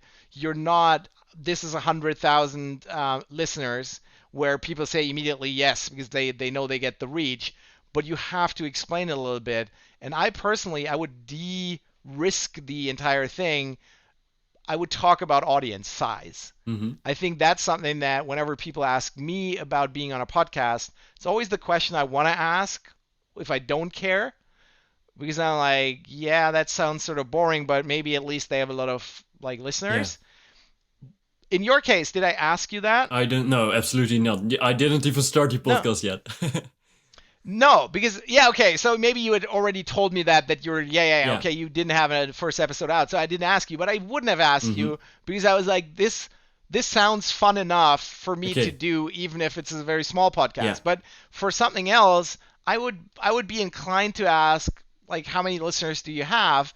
And that's what I earlier mentioned. That's a horrible question to get for somebody because it immediately. If you can say 100,000, then great. That's a great question. Yeah. And this is actually something I want to tell the audience. In a pitch, leave the stuff that you have good answers to, leave that as questions rather than the stuff where you don't have the great answers. Yeah. So anything that's critical, put that in the pitch. But something like if you had 500,000 listeners on each episode, I would totally not mention that because I want to get the question. Mm-hmm. If somebody says, hey, do you have any listeners? And you say, yeah, 500,000 per episode. And they go like, wow, that's even stronger than putting it into the pitch. But if you don't have a great answer for it and it's sort of your weak spot, then I would always put in the pitch because then you control how it's talked about. So I personally would put something in like, I don't have a lot of listeners yet because this is episode so and so, but you can get this out of it. You can be part of building something. You can be part of my journey. I'm going to be a billionaire. Get on my boat. Again, that's what I would say. That's not what you need to say, but I think you need to answer that type of question as like the final thing. And then the pitch needs one more thing, and that's something that we also have to say very explicitly. Every good pitch needs a very clear call to action. And call to action means what a website would have a buy button. If you're trying to sell a service or a product, you have a website. At some point, you want people to say yes. You want people to click on the buy button. Every pitch needs to have that. You have to make super clear to the audience what you want them to do after you're done.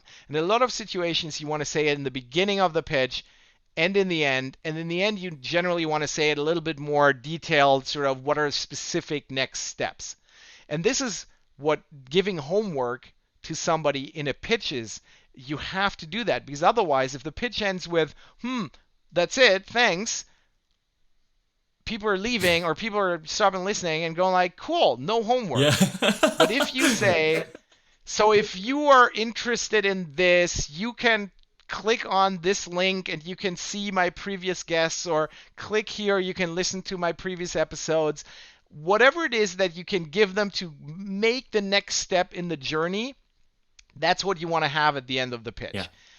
Here, because you have a very specific, you're asking to be somebody to be a guest on the podcast, I would put that in the beginning because it so clearly puts you into like a specific, what am I looking at? And that's something that I think writing good emails, writing good messages is an art that very few people are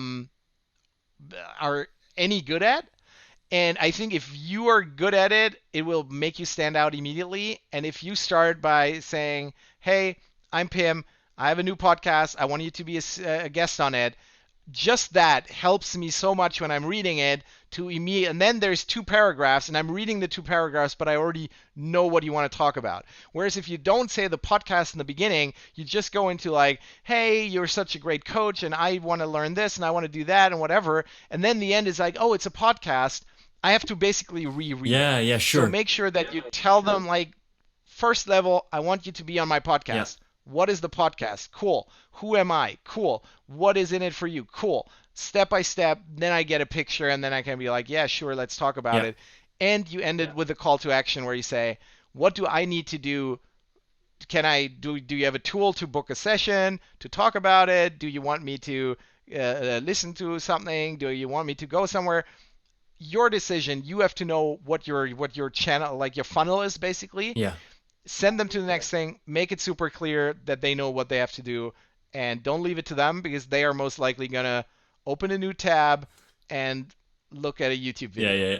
That's what people do when they're like, oh, I'm done with this. There was no homework on this message, this email. I go to Twitter and I check something out that's sort of food for my brain. All right. Thanks, man. Do you have the final homework for me and for the listeners for this podcast? Yes. So no matter what you're pitching, I think the important thing is always that you know very clearly sort of what are my main points. Okay? So try to get those main points just in a list of bullet points. That's the first thing. Okay? What do I want to say? What are the arguments that I have for the thing that I'm pitching? Once you have that, do what I recommended earlier.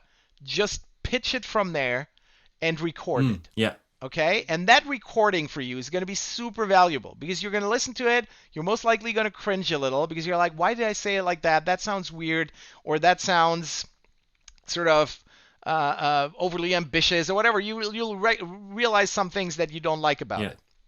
You'll also realize that it's way too long and that you're saying multiple things multiple times and you're sort of super inefficient from a language perspective. So then take that, type it up, turn it into a manuscript that you can really look at, that you can really analyze, and that you can really improve. And that's the part where then you have to you tinker with it, you do it again, you see like, oh, does it work? Does it work? Then also timing obviously comes in. How much time do you have for it? That's if listeners out there have a clear like I have a 5 minute pitch for this, then obviously work on getting into that 5 minutes. Become really precise with your language. Cut anything that doesn't have to be there. I have a second alternative set of Mm-hmm. homework. And this is something that I haven't tried with many teams yet because most of the time it's a little bit too much work for that I normally work with them on one specific pitch. Yeah. But this was proposed by who was it? Jason Fried, I think. I think he tweeted it. The 47 no what 47 signals? How many signals? Oh Basecamp. yeah, They yeah, yeah, yeah, renamed it yeah, Basecamps. Co-founder of the Ruby on Rails guy, Heinemeier yeah. Hansen.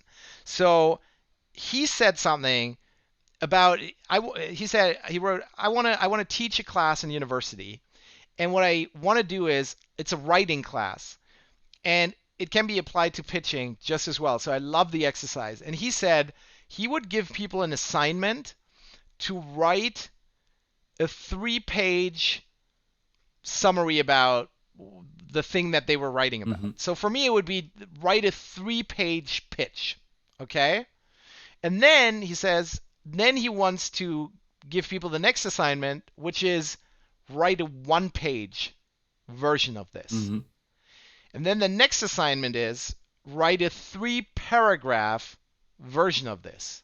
And then the next one is write a 1-paragraph version of this.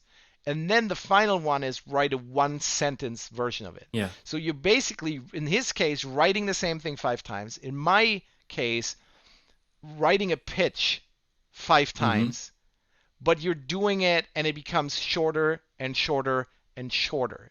And I think that's a super valuable exercise. If you really have something that you need to pitch and it's like a startup company or something like a project that you have to pitch all the time where it's really worth going into that level of detail and where you've already done it a little bit. So I think Pim, for you, it's actually not the best exercise because you're just starting Mm-hmm. with this pitch. I think you have to come up with the first pitch, you have to test it out, you have to get feedback, and then you can get to the place where you become more detailed on Okay. it. But somebody of the listeners who has a company, maybe do that. Make a long version, make it shorter, make it shorter, make it shorter. I'm working on adapting this exercise to actually having it with slides because pitches you normally don't do 3 pages. Like you don't want to write, as I said, you don't want to write it out. It's not really that valuable. Mm-hmm. I think it should become like a 10 slide 5 slide, 1 slide, sort of one headline type of deal. But I haven't figured that out. I'm testing that exercise. So you can test that. You can be my guinea Yeah. pigs a little bit. You can test that exercise and then get in touch with Pim or me about the results of it. But I think the thinking behind it to say something in a lot of words and then condense it, condense it, condense it, condense it even more is really smart. And it's something you would expect from a smart person like Jason Fried. So I think he's onto something. Cool, man. These are some valuable homework exercises, and I'll be going to do them in public to show other people the learning curve I'm going through. And man, Chris, this was an awesome episode. I really enjoyed every minute of it, and it was super high energy. I had a lot of fun, and I think you had a lot of fun too. And I'll definitely invite you to my boat, to my yacht, if I have it on the Caribbean, if you promise to not wear Yeah. your mankini. And I'm not sure about this. See, I didn't wear the I mankini. know, I know, I know. I could have pulled it off, to be honest. And now that you say it, I that's what am I'm gonna afraid bring of. one. But no, yeah. So for the guests, definitely check out the mankini pitch. Don't forget about that. If you find me somewhere, whatever, Twitter, website, try to find the pony pitch as well. Or do you do show notes? Yeah, yeah, yeah, Put the absolutely. pony pitch in I'll the put it show in there. notes. I think people are gonna enjoy it, especially because we talked about it so Yeah, much yeah, in the yeah. beginning. Otherwise, I wouldn't have pushed it on people. But I think they wanna know what it is. But the mankini pitch, yes. The boat, I think it's gonna happen. I have total trust in you. I really enjoyed this doing this with you. I think it's a really cool concept for a podcast. I think you're not there yet at all. I think it's going to change a lot. Hmm. But that's what doing stuff in public is all about. You do the podcast, you get better, and this is not going to be your best episode. It's going to be your best guest maybe, but not your best episode. So you will invite me back for like 25, 30, episode 30, something like that, where you're like, now we have 100,000 listeners. These guys all need to hear from Christoph. So I'm looking forward to being on the podcast again. I'm looking forward to be on the boat, and I am already ordering a very small mankini for the occasion. So thank you. Okay, we'll be seeing each other then.